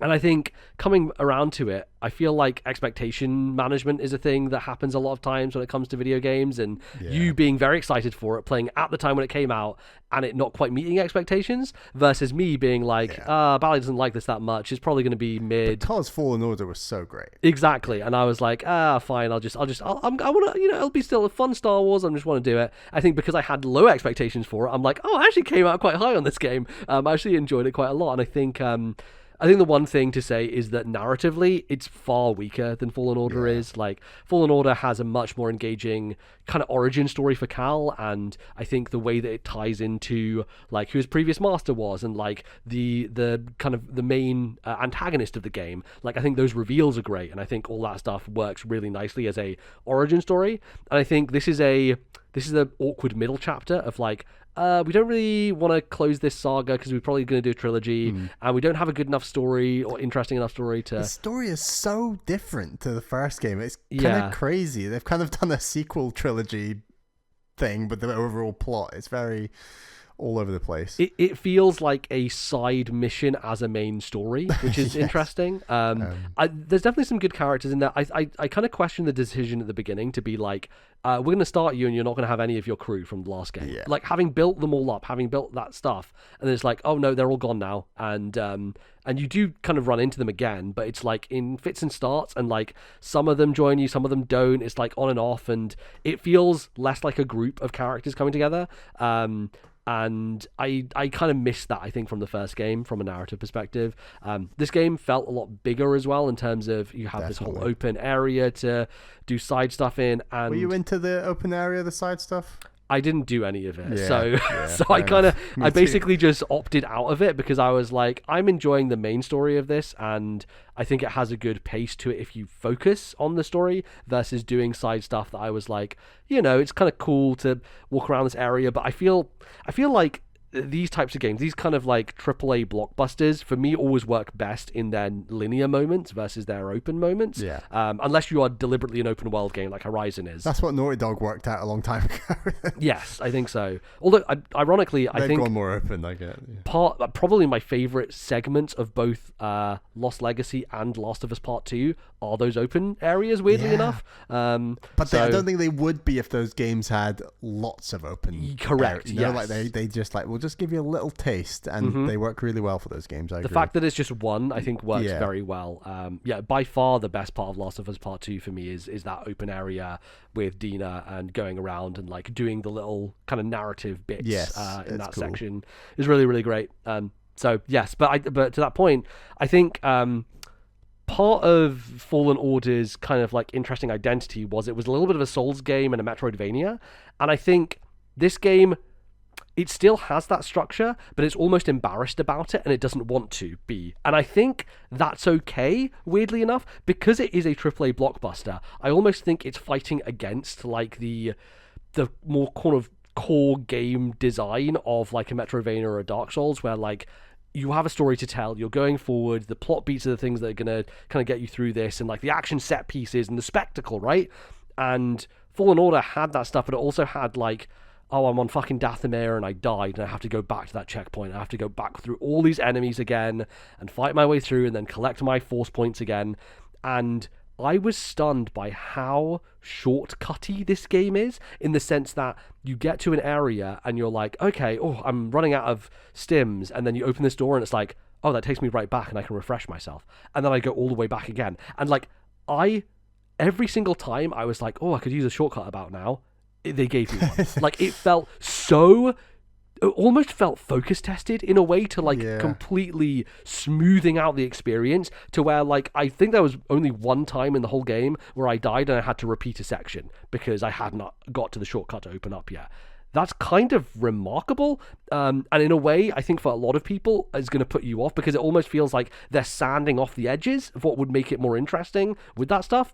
But it's like, it's strange because it still has the kind of Soulsy style combat and it still has some of the Metroidvania design, but it's all just completely smoothed out in a way that it's like, oh no, you can just do all these shortcuts, go back and refill all your stims, and you get quite a lot of them throughout the game. I think I ended up with like 8 by the end or something, so I could heal myself very easily. I enjoyed the combat. I think a lot of the end game sections were quite good, quite set piecey, and some cool story moments. Those set pieces are very strong. I enjoyed those. Yeah. There's definitely like, there's a sequence near the end where I'm like, oh, I didn't expect this to happen, which was very nice. And some good fights, and I don't know, I feel like the antagonist stuff in this game was like a little wishy-washy. It was fine. It was a little predictable in the sense that like, I feel like I kind of called it from the very beginning. I'm like, this is going to happen, isn't it? And then I got to the end, I was like, yeah, I guess it did. But you're so much better at spotting those things than I am. I'm just like, oh wow. What I will say is that the way it happened and the actual nature of it did surprise me. I was like, this is going to happen, obviously. But then I was like, oh, there's one moment that happens where you're like, oh shit, like that kind of like ramps it up a little bit. So I did appreciate that. So I did. They got one over on me, I will say, which is nice. And you're excited for the third game? Yeah, I don't know. It's a weird place where like, do I want to play the third game day one? Probably not. Maybe. I'm not sure. Like, I'll go day one because I'm a sucker. Of course, yeah. I still really enjoyed it. I still think it's not quite as good as Fallen Order, but like, I enjoyed playing it more as a video game than I did with Fallen Order. Fallen Order was great, but like a bit janky. I think this game still has its fair share of jank, to be sure. But there's so much more movement in this game. Like, the abilities you get, just the air dash alone is like, there is a lot of Titanfall DNA in some of the level design of Survivor, and that on its own just had me way more engaged in those like middle sections of like, you're just doing a lot of platforming, because it's like, okay, I'm wall running and then double jumping to the wall run, and then I'm grappling to this, and like, I think because it has that stuff, I was super engaged with like the moment-to-moment level design, which I thought was fun, very, very fun to engage with. And again, very popcorny. I think it makes sense that they've evolved it in this more AAA direction. It's kind of what the game should be in the first place, I think. And it was admirable for them to try and be like a kind of avant-garde Metroidvania Souls-like, but I think it was kind of fighting its identity as a game. And I think if they do anything with the third one, it's probably just to like sand off all the edges and just completely remove the Souls and Metroidvania stuff from it, and just be like, no, we're just a blockbuster. Just have fun with us, and just, that's kind of what we're going to be. So cool. I hope that's the case, and I think they are going to probably announce it in the next couple of years, I would imagine. So, yeah. It's coming.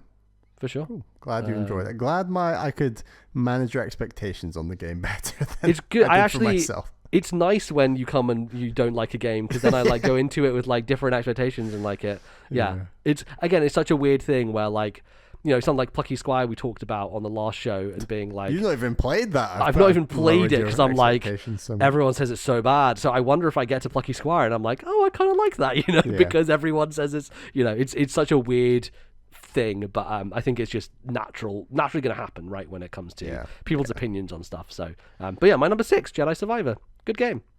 Right, Bally. We into the top 5. Top 5. All right. My number 5 is Cult of the Lamb. Oh, okay. This is like 2 games in one, genuinely. Like, they do such a good job of merging the dungeon crawly roguelike with the management sim side of things. And the way that they combine those 2 essential games, separate games arguably, like the way that all the mechanics merge is done, in my opinion, so impressively and seamlessly, for the most part seamlessly. It's really, really impressive what they've done. I think the management side of things is better and a stronger video game than the dungeon crawling side of things, but the way that the 2 complement each other, I still think is done really well. And we were just talking about how Vampire Survivors, one of my frustrations is like getting a clear credits is not that well done. And like you mentioned, Dave the Diver has like clear chapters and credits, and how that's a bit of a run-based game as well.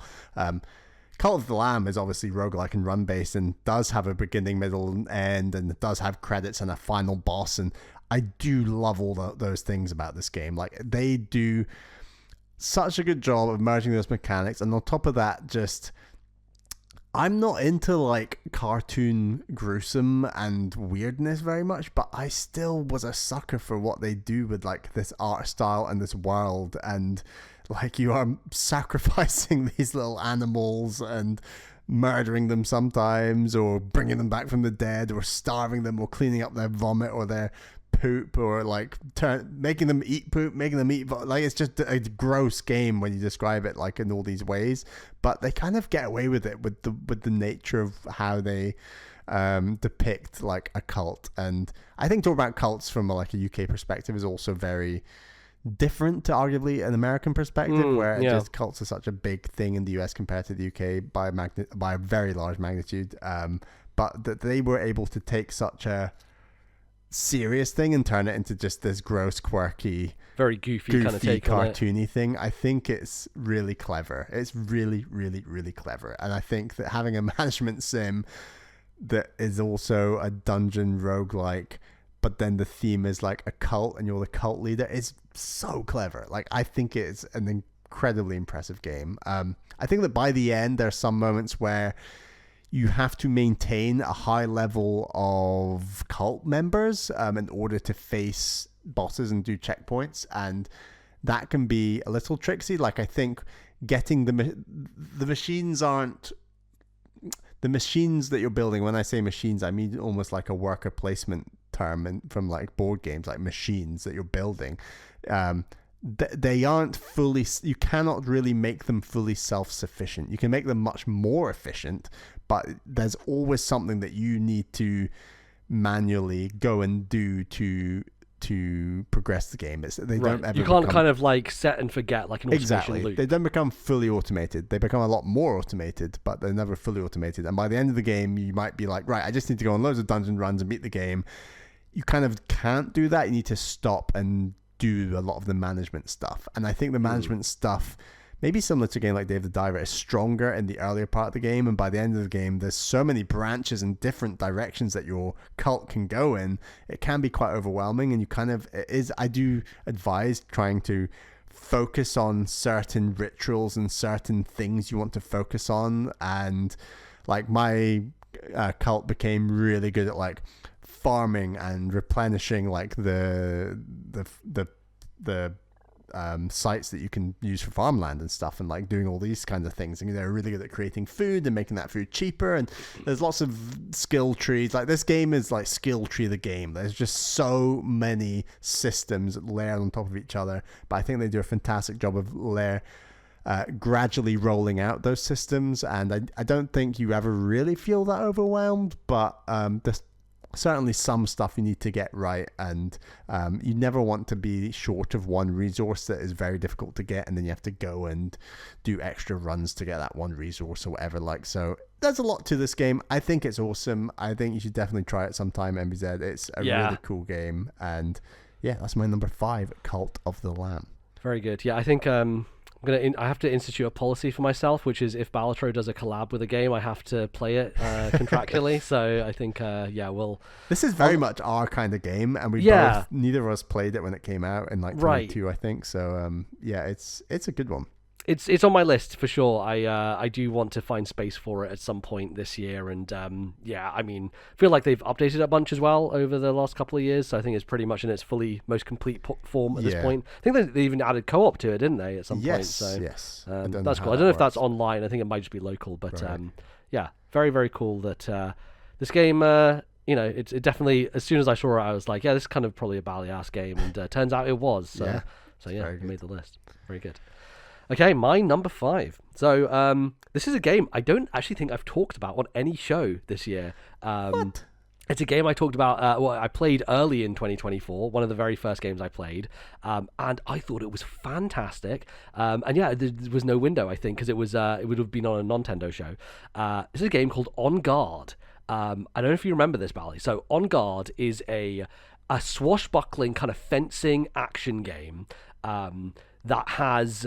It's kind of like level-based, but it is a beautiful, gorgeous art style, and you play as this kind of like female fencer / kind of swashbuckling character in I think it's a Spanish setting, I want to say, and it has really nice voice acting and cutscenes and stuff like that, and it has one of the most fun combat systems I've engaged with in a long time. Traditional action games like this, or like adventure action games, it kind of has that vibe to it, like a Kano Bridge of Spirits or something. But it is far more deep in terms of the way you parry enemies, the way that different enemy types get thrown at you with like shields or with different outfits. And the most fun thing about it is the environment is filled with interactable stuff. So there'll be buckets on tables, or like you'll kick a guy into a wall and a whole rack of armor will fall on top of him.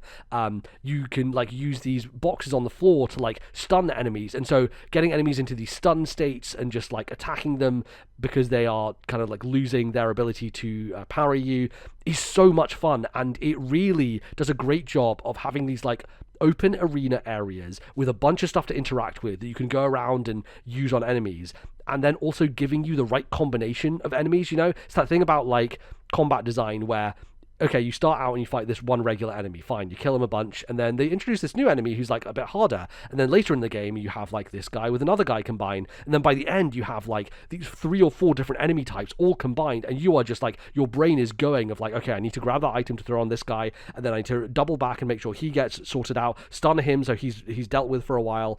It is really, really fun. And I think also because it's a kind of adventure game as well, you're running through environments and doing platforming puzzles, there's like swinging on ropes, there's like going underground in like these kind of sewer sections, and running on walls, and like it just has a real sense of kineticism to it. Like you are just moving around the place constantly, and some really great boss fights. I thought this game was fantastic, and I've heard barely anyone talk about it. I wish it was in more places. I think it is still just on PC, and unfortunately it doesn't run very well on Steam Deck, because I did try it on Steam Deck at the start of the year because I wanted to kind of play it on there. It felt like a good like game to do that. But it's a really good game in terms of fidelity as well, so I kind of understand why it doesn't run the best. It's 3D, not 2D, right? Yes. It's really, really beautiful. Like, has this very almost watercolor kind of watercolor art style. Is the setting like French fencing? Is that? It's. I think it's Spanish actually. Spanish. I'm pretty sure it's Spanish, and she's a Spanish character. And yeah, you're basically in Spain fighting against these kind of like Spanish like guys with like hats and stuff like that. It has a very cool setting and vibe and tone, and a very kind of comic booky story with like betrayals and stuff like that. I thought it was tremendous, and I think you would really enjoy this game. But hopefully it comes somewhere that isn't just PC. And when did it come out?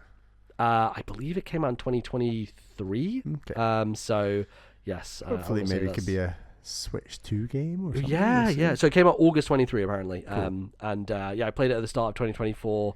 I can't recommend it highly enough. I think On Guard is like tremendous, and it does feel like a game that would be great on Switch 2. That's a very high number for a game that, you're right, I've not heard anyone really talk about. So yes, that is very cool. I really had a great time with it, and it's maybe 6 to 9 hours long, so it's relatively beefy actually for a game like this. But I think it earns that length in terms of its level variety and in terms of all the different stuff that it's doing with the bosses and everything. Great animation, really phenomenal animation. I'll send it to you after this, and you can take a look. But it's tremendously cool game. So please do check out On Guard. That's EN space GUARDE. Right. Yeah. All right. Okay. Number 4. We're not going to be talking about my number 4. Oh, okay. My number 4 is Danganronpa Trigger Happy Havoc. Bally, this is we got it. Everybody, round of applause. We did it. We fucking got him, ladies and gentlemen. We fucking got this guy dead to rights. I need my weeb medal or something. Yeah, I really, really enjoyed this game. But we are going to talk about this game in depth when we talk about our Game Trade games next time. So I'll probably save it for that. But in short, I really, really enjoyed this game. It's a very cool game. And I've not really played anything like it. Well, Phoenix Wright is as close as possible. And I think the games are very different in many ways. But that it's a cool game. Yeah, that's great. I was very curious as to where it would end up on the list. The fact it's in the top 5, I think, says quite a lot. So it's good. Yeah, it deserves to be here for sure. Excellent. All right, great stuff. My number 4 then is a little game on your mobile phone. Gotta have one of these in there. It's fucking Point P, baby. Point P. Holy shit, Point P is so goddamn good. So, Point P is a game from Ojiro Fujimoto, who was the creator of Downwell. Obviously, he made Downwell, then he went to work at Nintendo for a couple of years, and then he left Nintendo, and he decided to make Point P, which was a Netflix game, and so that's how I had it through my phone, through Netflix, and I believe Devolver published it as well, so that's very cool. It's basically the opposite of Downwell. It's Upwell. You go up instead of going down. And let me tell you, no game in history has ever been more perfectly designed for a touchscreen. This game feels fucking fantastic with your finger on your phone. And I think that's the thing about phone games for me, is so often it's like, oh, Hades and Dead Cells are on your phone. And I'm like, fuck's sake, who's going to do... I never in my life want to do that. Because those games are designed for a controller. They are made for traditional control schemes. And it just doesn't work. And I just never understand people who play those games on their phone. It's like Fortnite as well. It's like, what the fuck are we doing? It doesn't make any sense to me. I know these children, these kids, they know what they're doing now, and they're better at Fortnite on their phone than I am on any keyboard and mouse setup, right? It's insane. But when you come across a game that is hand designed for the platform, that makes use of it, that is exactly built for the form factor as well. This is a vertical game, right? You don't have to put your phone on its side. You can hold it in one hand on the tube and play it. And Point P is so goddamn good. It is basically a platformer where you have this little guy and you basically ping him up into the air. It's almost like you're pulling back on a spring and it's boinging away. And he basically boings up and he wall jumps on things. And the idea is you need to collect fruit. So it tells you collect this cherry. So you collect this cherry and then you land on the ground. It's okay, now collect a lemon and a cherry without hitting the ground. And so the way it works is you're going up here and you're collecting these, and you basically want to form these chains where you don't touch the ground. And you do this by collecting these fruit and then landing on enemies. And landing on enemies gives you an extra jump. And so throughout the game, you will get this meta progression where you can buy more jumps for your character. At the very beginning, you start out with just 2, and it's very difficult to get anywhere by doing that because you're going to have to land eventually, right? But eventually, you can just keep adding more and more jumps. And I think by the end, you start with 7 or 8. And so when you do that, you can just fucking keep going. And my favorite strategy in Point P is to just from the very beginning, just collect as much shit as you possibly can and just get that score multiplier racking all the way up. I wasn't sure if I was ever going to finish Point P because it does have an end, but I was like, oh man, it gets quite challenging in terms of keeping yourself in the air constantly by the end. But I've now finished it multiple times, and I think I think one of the sore things about it is because it does have a defined end, I don't go back to it anymore because I'm like, well, I beat it, so I'm kind of done. But it's just such a tremendously satisfying thing. It's got incredible sound design, so if you do play it with headphones, I think that's worth the experience of listening to a podcast while playing at the same time. I think Point P is just as good as any video game that's been released, and it's why it's my number 4, because I think it's fucking tremendous. And yeah, I think, Bally, now that you've broken the dam, you're playing TCG Pocket, I feel like you have a Netflix subscription. I'd recommend you giving Point P a go, because I do think it's a video game, and it's a platformer at the end of the day, and that's what we're built on. So We do like platformers. I do think that you should give Point P. I will. Give him a little go. That little boy, you'll enjoy it. I think you will. So very good. Yeah. Right. My number 3 is a game you talked about earlier, is Dave the Diver. Okay. Yes, I think that there's a bit of a theme to my list, which is I like games with loops and endings. Wow. Who would have thought? And yeah, I think I agree with you. I think the start of the game is stronger, where it's rolling out mechanics and you're getting deeper and deeper, and the value of money feels worth more before you break all the systems. So when you do get that like really difficult shark or something, or you got the shark head, like you said, like it feels a lot more satisfying than the end of the game when you're pulling up 6 sharks every run, and it's like they become not meaningless, but a lot less impactful than the start of the game. And if there's one criticism I had, it's that the game maybe does overstay its welcome, but right. I do really like the quirky story, and you're right, they are made up, they are strengthened by those insanely well edited, well crafted cutscenes with immaculate pixel art, like you said. It's a real way in which this game shines. But I think it is about 25 to 30 hours if you want to. It's pretty beefy, the game. Even if you're more or less mainlining that, it takes a long and they've time. added a bunch of stuff to it as well, like they've got the Godzilla stuff in there, which I did.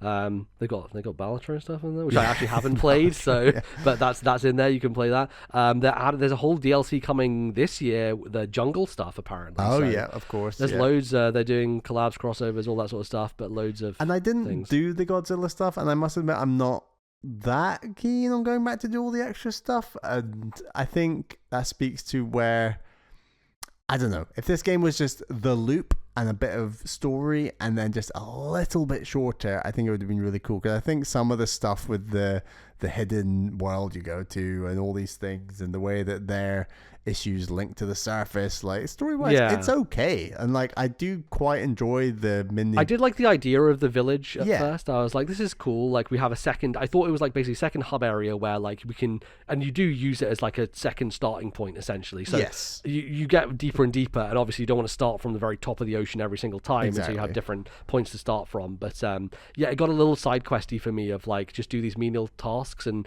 kind of got away from the core of what the game was really doing well for me. So but that initial loop, that Stardew Valley feel, this game does so damn well. And people have talked about how it's not an indie game, and you're right, there are levels of production in this game that are very immaculate, and it's got great vibes, the music, the way that because the sea does kind of regenerate a bit each run, but only slightly, and these kind of, you can kind of work out where things are, but not precisely. And I quite liked the way that it mixed up just a little bit, but not too much. It wasn't just the same sea you're going down every single time.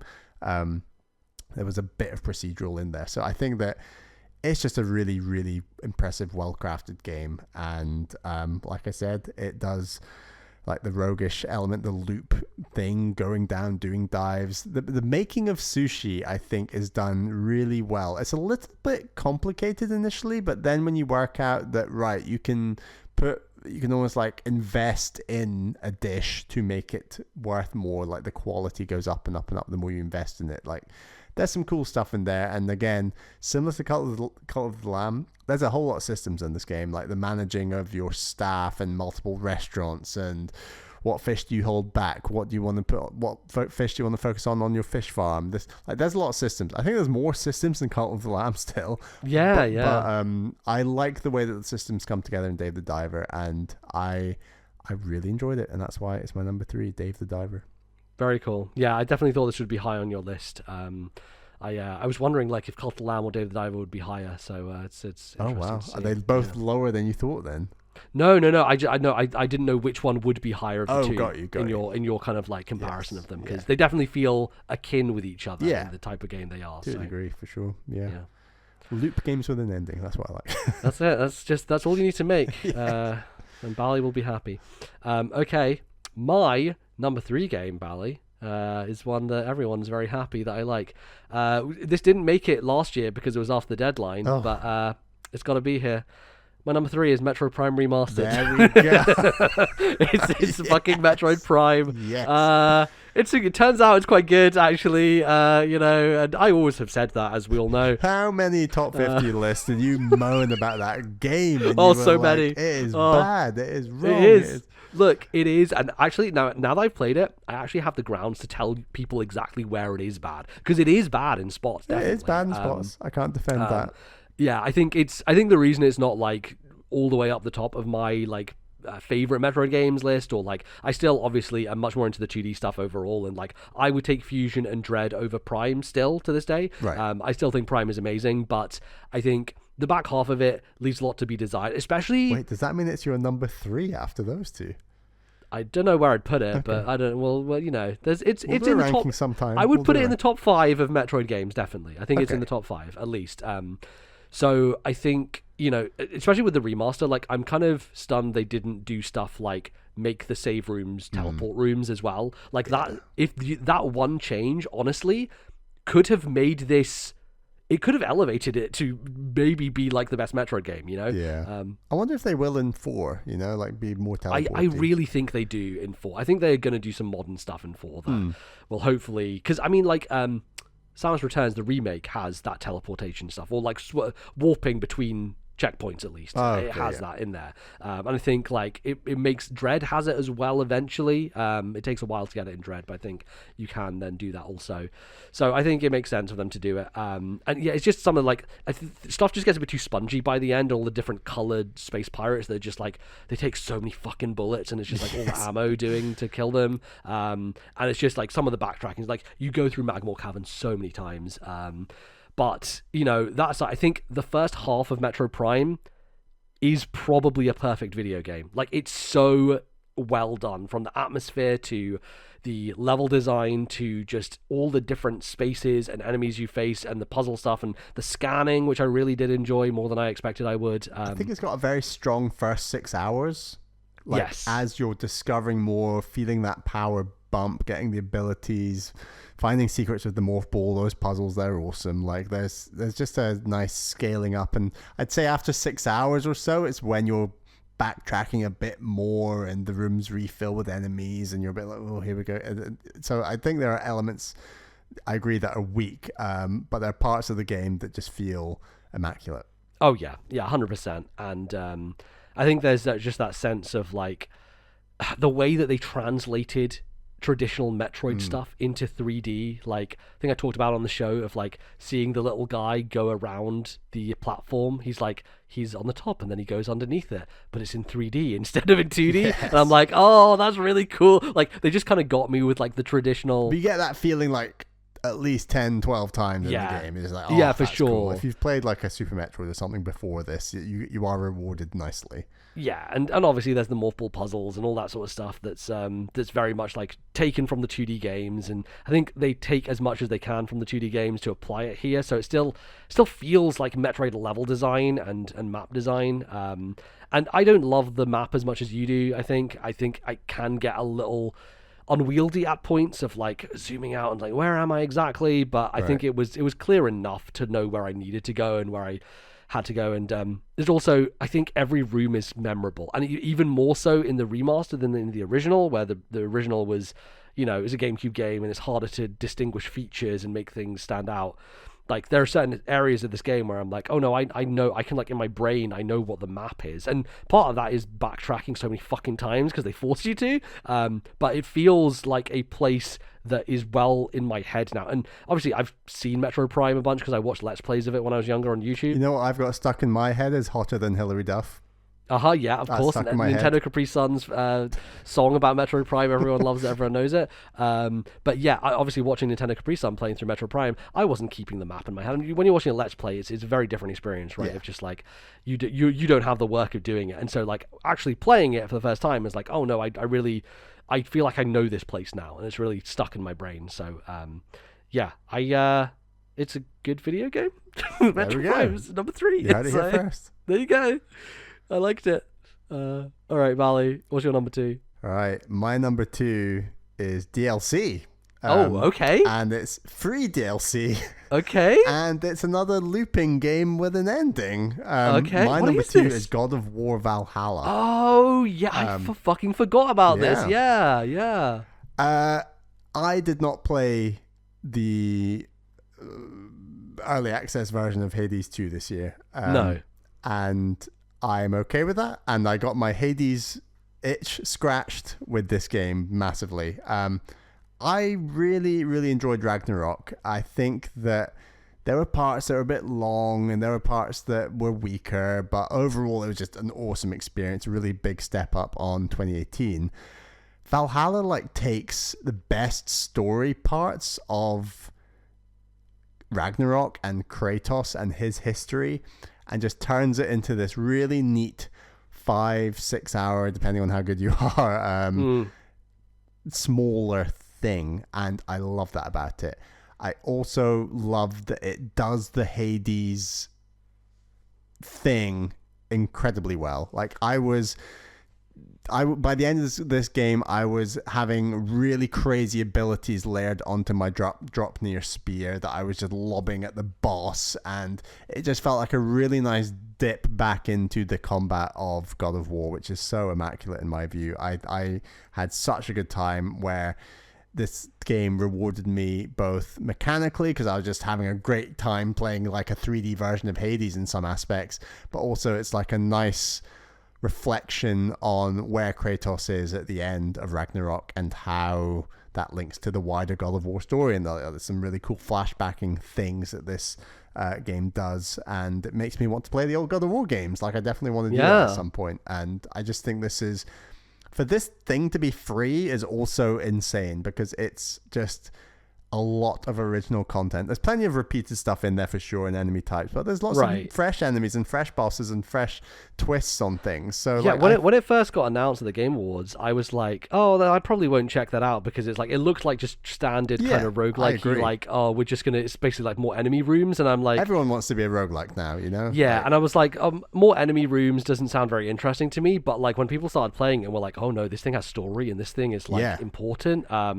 And I still haven't got to it. I was like, yeah, I'll get to that at the start of the year, and then I just forgot about it, and it just slipped, and I still to this day have not played it. So it's I should really get back to it, and this is a good reminder for me to get back to it. I think if it was over 6 hours, it wouldn't quite work. There's something so nice about it being 6 hours, and you're not going on run after run after run after run after run. And going back to it, did you find it hard to get back into the combat? And because it'd been a while since you played it. No, because the combat scales up nicely like Hades does, to be honest. Those first few rooms are very easy. They're very easy to plow through, and then it gradually gets harder and harder and harder. And I died, but I'm feeling stronger than I did. Right. And there are some currencies that carry over between runs. It's not just pure roguish. So you're getting stronger all the time, and it eases you back in really nicely, because I think, when did Ragnarok come out? In 2023? It was near the beginning of the year. I want to say April. Right. So I think we both played it in and around launch. So this game, I played this in January of 2024, and it was fine. Yeah, it was fine. I still really love that drop near spear. I think this game really had some cool boosts for it, although I think there are cool boosts for all the weapons, to be honest. And yeah, they did a really good job. I think that, people were talking about this at the time, as you say, and it deserves another shout out. God of War Valhalla. It's a really cool piece of DLC, and just made me a lot more hyped about that world and Kratos as a character and everything. And they absolutely nailed it. I was very impressed. Very cool. Yeah, I really want to go back to that and play it, so I need to carve some time out and decide. Yeah, time. What is time? Yeah, what's time?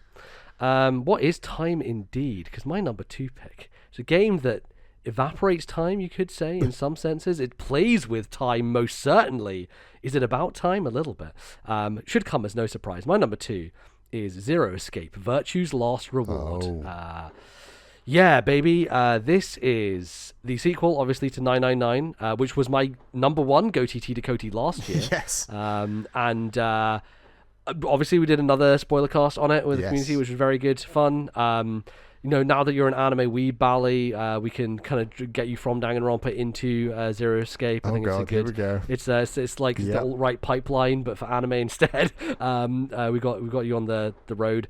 I mean, I think this game is tremendous in so many ways. Like, narratively, one of the most ambitious things I think I've ever played, in the sense that there's like 15 or 16 timelines, and no matter what order you go in, no matter what happens, the reveals you get, the pace at which you get them, and the way in which it all makes sense and layers onto each other is almost unbelievable. Like, I think I've talked about before how 999 had amazing reveals and the ending is tremendous, and like, I think as a cohesive narrative, as a contained narrative, 999 is probably stronger overall. And I was a little disappointed that Virtue's Last Reward didn't feel conclusive at the end. It felt like I didn't realize I'd finished the game, which is an issue, I think. But that said, the pacing of story stuff that happens throughout this game is unlike anything else I've ever played. It's just like, I was constantly excited to play it, because obviously it has the escape rooms in the same way that the previous game does. I think overall the escape rooms are better, they're more engaging, the puzzles are better, and they feel more fun to figure out. But the pacing of it is such that you're always going to get one puzzle room, which will take you like 30 minutes, and then 2 hours of story. And it feels like a really good loop of, you are doing a little bit of gameplay, and then you're like, here, we're going to dump a bunch of shit on you. And every time you get to a false ending of like, oh shit, what does that mean? Like, there's particular moments where something gets revealed, someone's mask comes off, and you're like, what the fuck? And it really it starts questions just going in your mind, and like, they red herring you a bunch as well. There's a certain moment where I'm like, there's the end of one of his timelines, and I'm like, oh my god, this definitely means this, and then later on you realize that like, it's not quite what you thought it was, because they like twisted it in a slight way, and I think the way that this is written and interlinked, like, I just don't understand someone like Uchikoshi. Like, how does his brain work? Like, I'm fascinated by his mind as a human being. How do you, first of all, come up with these stories? How do you, like, weave them together and then, like, make all this insane shit work? Make it all come together cohesively? And, like, I just don't get it. It is unbelievable. And, I think much as a lot of other visual novels and stuff like that are super engaging from a character and narrative level, I'm just blown away by the intricacy of these games. They are just like unlike anything else, and this one was tremendous. I think it's definitely an all-timer in terms of visual novels, and there's I still think about moments from it where I'm like, what the fuck just happened there? Like, it's really one of those that really gets you. And also amazing soundtrack. I think both these games, 999 and VLR, both have awesome soundtracks, great music, some really heart-wrenching stuff, and they have some anime bullshit in there, but like, not so much that it gets annoying or distracting. I think it's lighter on that stuff than Danganronpa. At least these first two games are. You don't go spy on the girls in the sauna. No, you don't. Okay. No. Yes. Right, just checking. Yeah. No, I know. Yeah, now you know, Bally. So no, it's definitely the only issue is if you go and play the AI the Somnium Files games, which is the games that he made after these. Those are maybe the horniest things ever made. So just, those are the ones where it's like... I don't think Danganronpa's that horny. I think there's just moments that they can't resist being horny. Of course, yeah.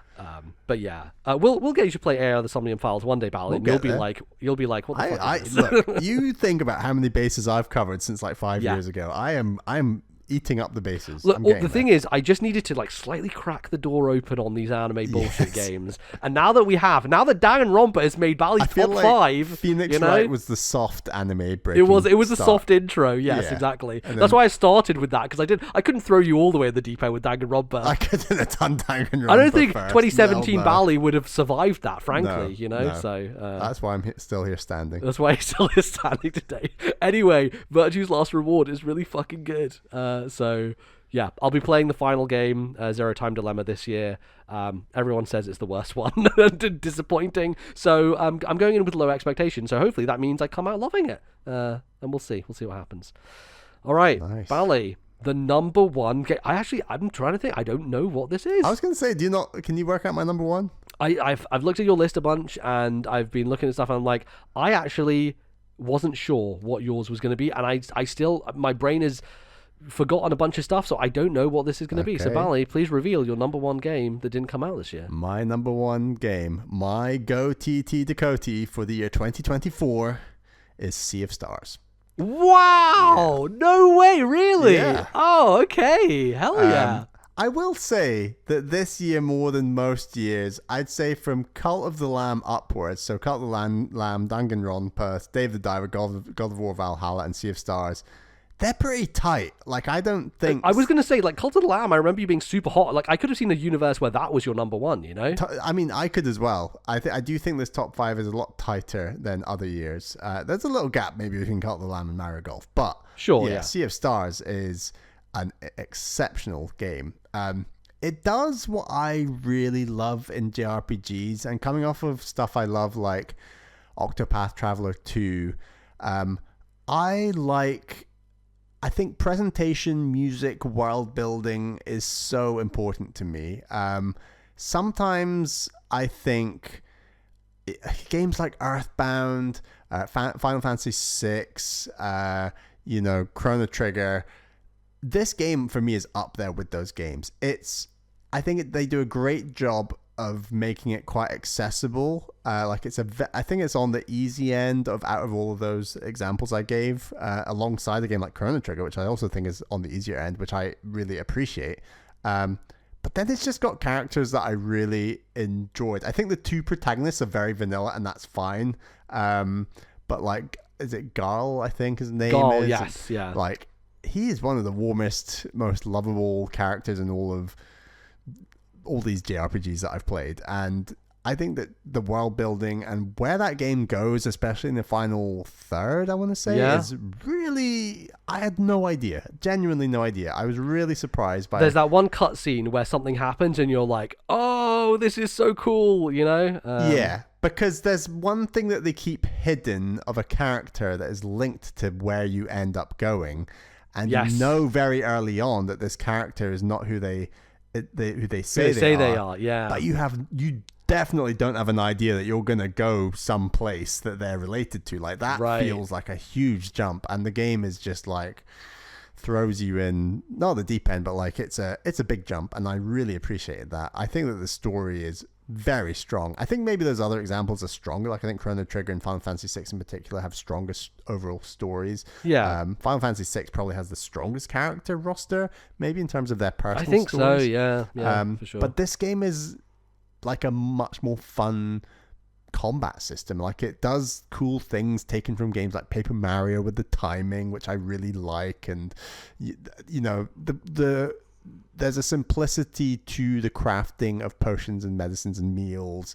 There's a simplicity to the towns you go to, and nothing's too overwhelming in this game. Everything's just like refined, and for a game to deliver on their initial kind of reveal trailer, like, because the art in this game is phenomenal, and that was something that was so stunning clear in the first reveal trailer, and I think it really sticks the landing on that art, that world building, and kind of working. The music is like awesome, and a lot of it is like Messenger music repurposed because it's the same world as the Messenger. And I now really want to play the Messenger. That's something I didn't get around to last year, that I hope I get to in 2025. Like, it's really cool that those two worlds are linked, and characters in those games are the same, which is wild to me.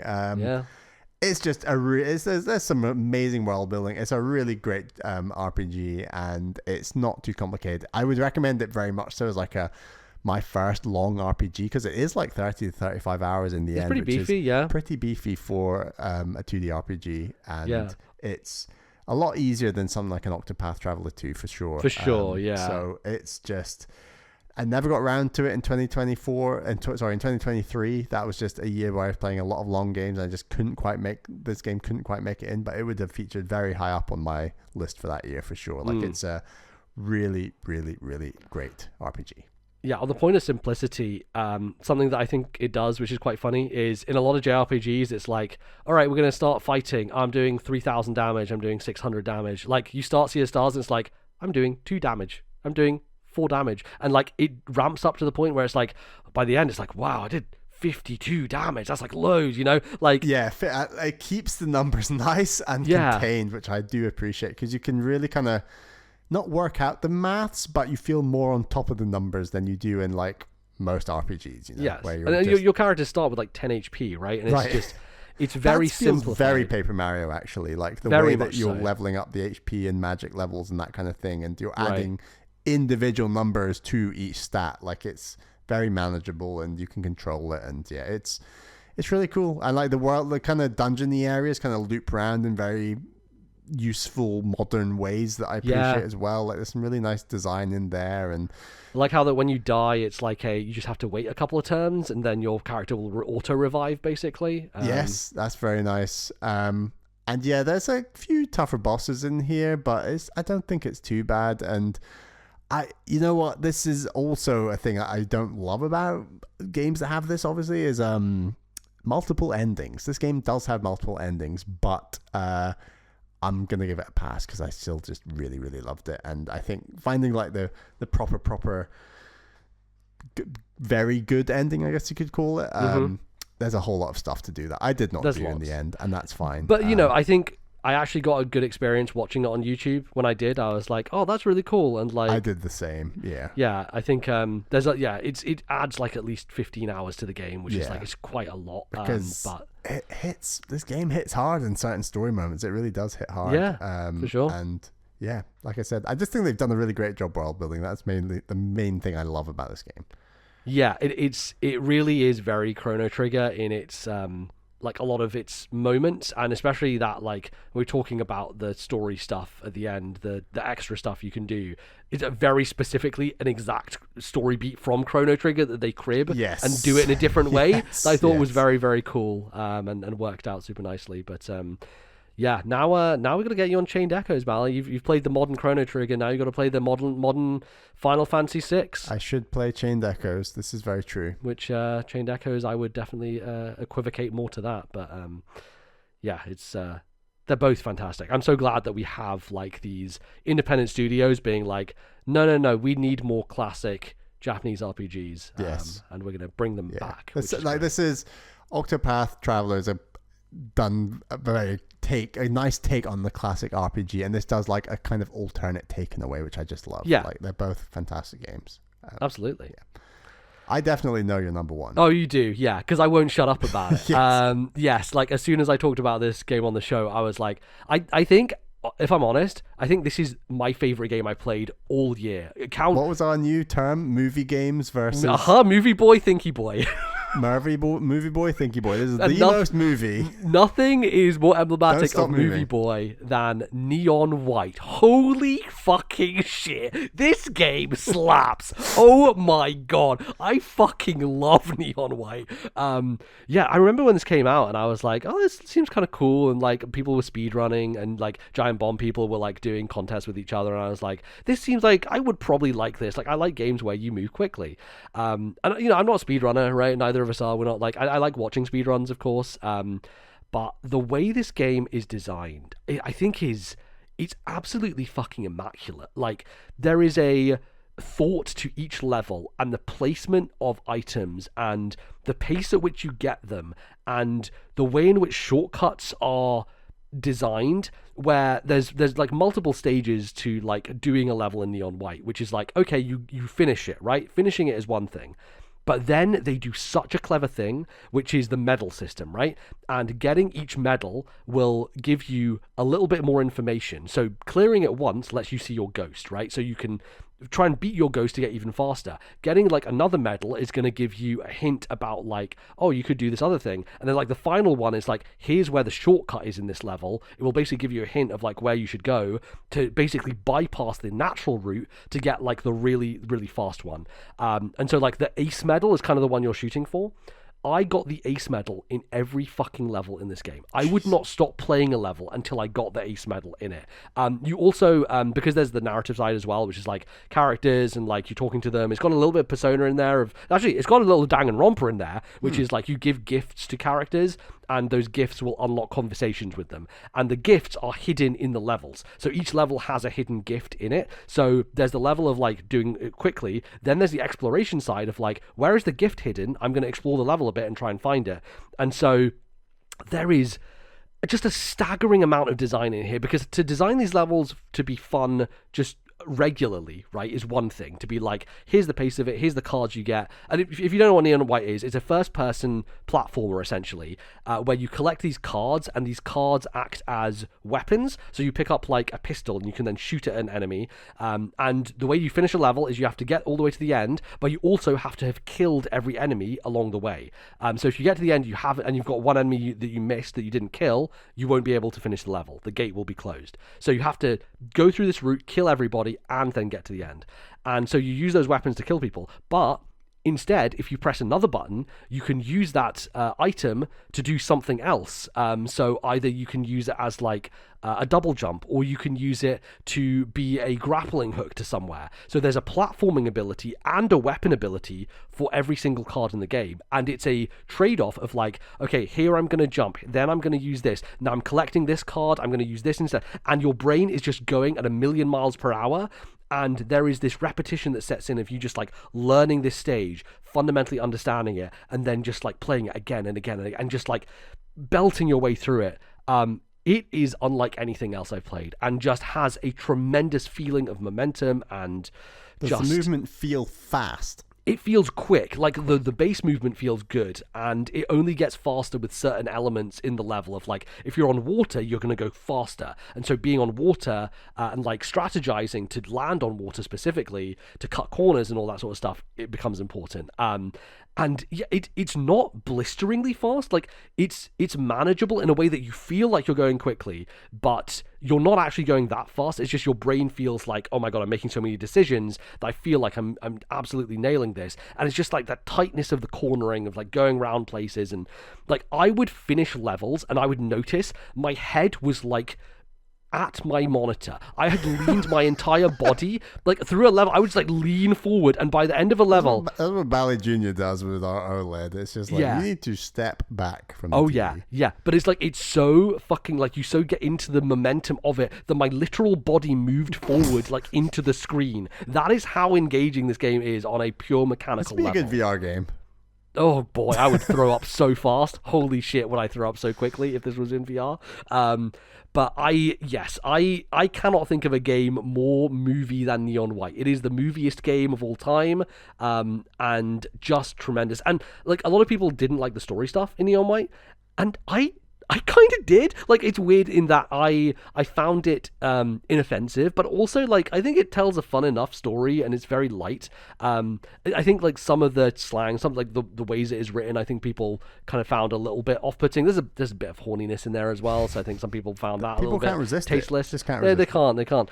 But I think it was snappy enough. Like, I think what often happens with dialogue in games is that it's so wordy and annoying to read that I just skip over it. But Neon White was like short sentences, very smartly delivered in like, it's snappy, and so I read all of it just naturally because it was quite easy to read, it was quite easy to engage with, and so I did just like enjoy going through. And part of it is the fun of like collecting all the presents, and then there's the persona aside of like just filling the meter, right, of just like giving the present to the person, and you want to get all the way to the end. And each of the individual characters has their own challenge levels as well, so there is a gameplay reward for doing these conversations, because every like 3 or 4 presents, you'll unlock an actual challenge level from them. So you get more gameplay by engaging with the story side of things, which I thought was a good carrot on the stick for it. But yeah, the week that I finished this in a week, I think I played 20 hours in a week. Like, I unbelievably just dove straight into this. And I hate myself that I didn't play it earlier, because this is such a me game. It is unreal. I think it might enter my top 10 of all time. That is how much I fucking love it. It is that fucking good. I cannot more highly recommend Neon White. It's my favorite thing I played this year of all video games I played, including new stuff like Metaphor. Like, wow, this game fucks. It's so good. Like, you've got to play this. Holy shit.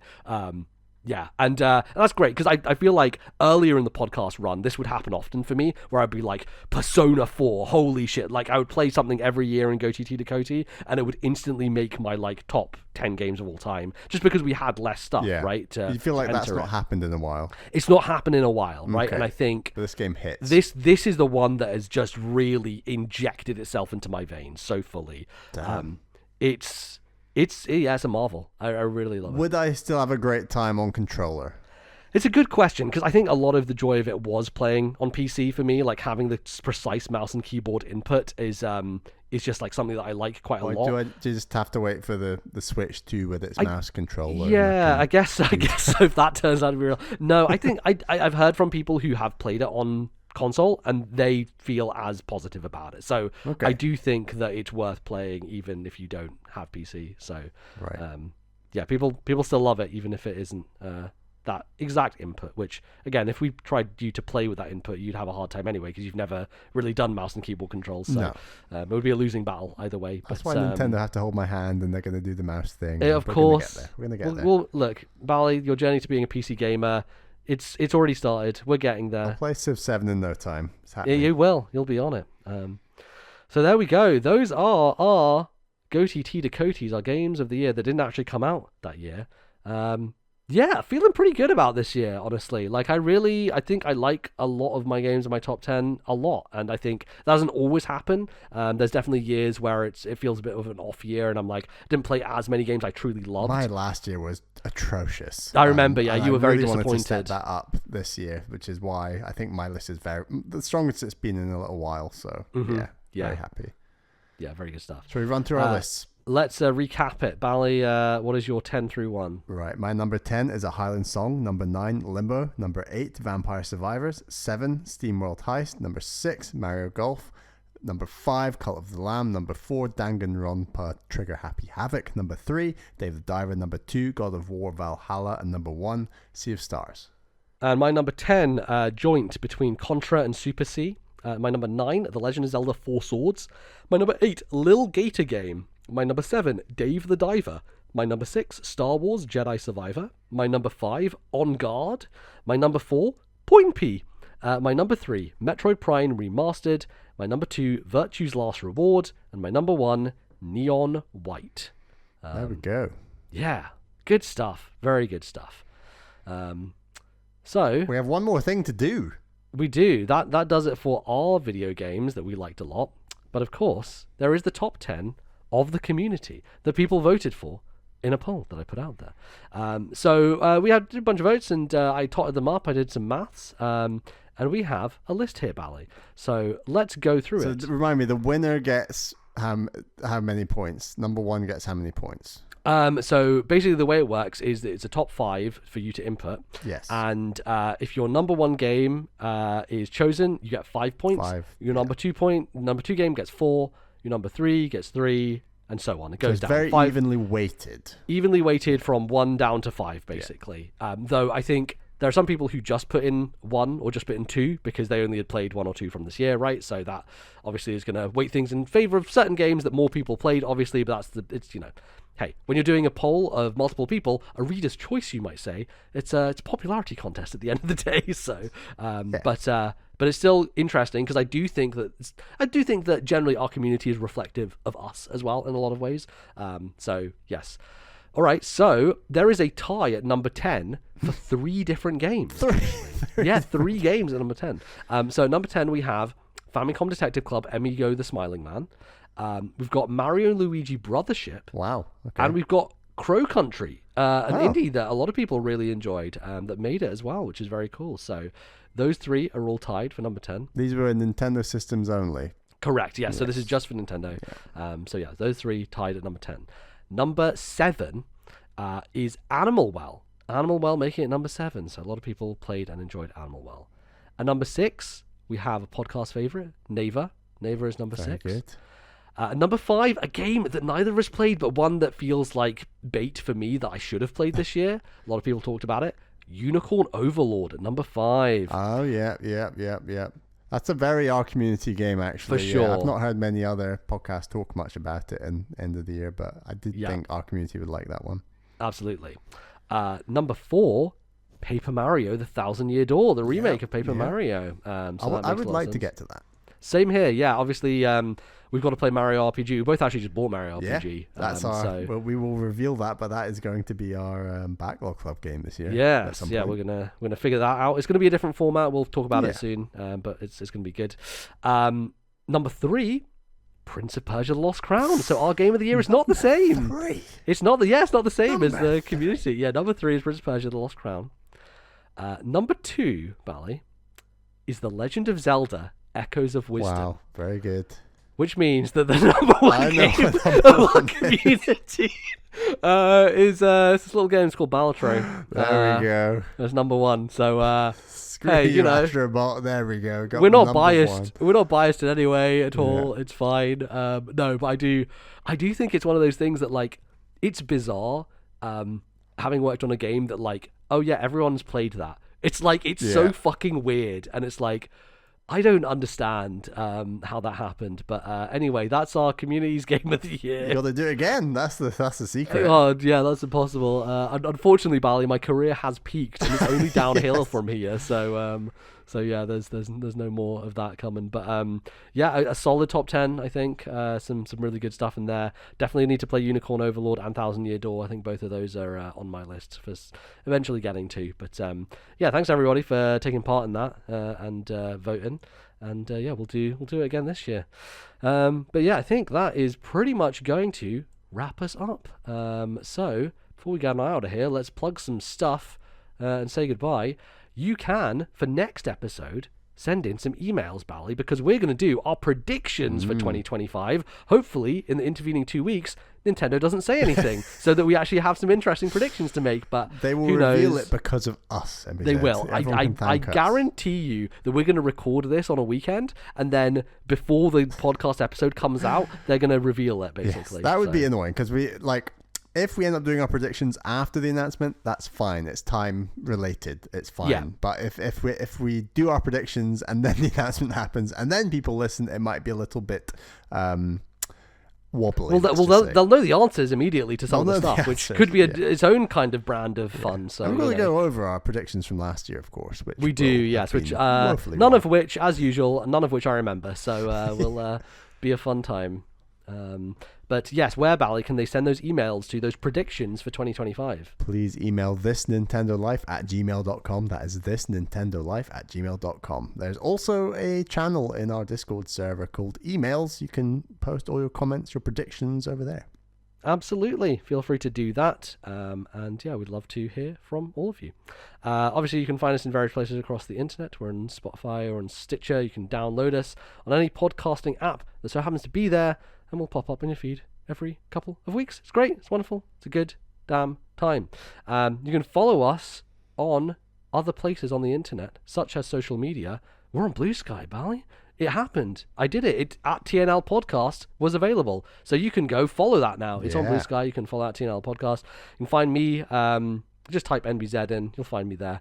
Bally, where can they find you? I'm Ballyman91. I guess just type Bally and you should find me. I don't know. Bally's a kind of a weird popular name. Yeah, it's a weird way that Blue Sky works now. It's not like the at thing in the same way. Maybe we just keep saying at, but I don't know. It feels like it's it's different. I still, how much are you opening Twitter these days, Bally? Is it still? For video games, less so. For like my sort of British, Scottish political sphere, sports, rugby, I still. They've not made the move yet. It seems like they've not. But I'll probably end up making like a separate Blue Sky that I keep for sport and politics, and then I like keeping my sport and politics separate to like video games would be the plan. But we'll get there. All right. Well, yeah. Go find us on there. Follow us on there. It's all good time. You can obviously join the Discord and go to our YouTube channel as well if you want to do those. Links for those in the description, as always. But if you want more of this, more of us talking some nonsense on the internet, you can go to patreon.com/ThisNintendoLife, where you can support us and you can get some bonus episodes like our Nintendo Game of the Year, which we'll be doing this month as well on Patreon. So Bally would like to thank some of our supporters. Yes, thank you to our $10 tier plus patrons. They are Zach S, Thomas, Matthew, Albert, Wicked Gamer UK, Alan, Turtle, Orange Thunder, and Ali T. Thank you all for your $10 tier plus support, but also thank you to all of our other patrons. We really, really, really, really appreciate all the support you give the show. And we've got 2 extra bonus shows. I guess 3 extra bonus shows per month. If you want to go over there and support us at the $2 tier or lower, you'll get all those shows. Yeah, there's loads of stuff. So go check it out. And I think that's going to do us. Our practice of this, Bally? Call a plumber, because there's a whole lot of leaking going on. Oh, there's lots of Lot of leaking. leaking. Oh, God, yeah. We have not addressed any of that stuff here, but, it's out there. There's Nintendo Switch 2 stuff on the internet. Nintendo replied, and they said, those are not official photos. It's like, really? Yeah. Really? You don't say, Nintendo. You don't think those are official? But are they casts of official hardware? Could you answer that one, Nintendo? Could you answer that one? Yeah. I hope this ends soon. Here, have a Lego Game Boy. Go away. I'm frankly fucking losing my mind at this. Like, I need have an them alarm clock. What do we care? They gotta say something. I think everyone's collectively like losing it. To be fair, I do find it very funny. Frankly, I do think it's actually kind of hilarious that Nintendo are like, no, we're just gonna announce other stuff. Yeah. Who cares? When are we meant to announce our Lego Game Boy if we've already announced the Switch 2? We've got to get that announcement out here. Come on. We've got to release Donkey Kong first. Yeah, that's my prediction. Is that Donkey Kong is delaying this whole thing. The Donkey Kong hold up. Yeah. Oh boy. Well, I'm sure we'll know very soon. Look, we will know within 2 months, 2.5 months, Bally. We will 100% know. 31st of March is our date. I think I saw someone online saying, yeah, you're just getting a name announcement by the end of March. You'll get the trailer in summer. You'll get an in-depth dive in the autumn, winter, and it's launching February 2026. It's like, no. Oh, God. It would be so depressing if that was the case. Look, Nintendo have to beat the PS2 record somehow, and that's by not giving us a new piece of hardware and making people continue to buy the old ones. So. Oh, well. Well, that's going to do us. Thanks, everybody, so much for listening. We'll be back next time, maybe talking about the second Nintendo Switch. Who knows? Who knows? Who knows? Until then, thanks, everybody, for listening. We'll be back soon. Bye.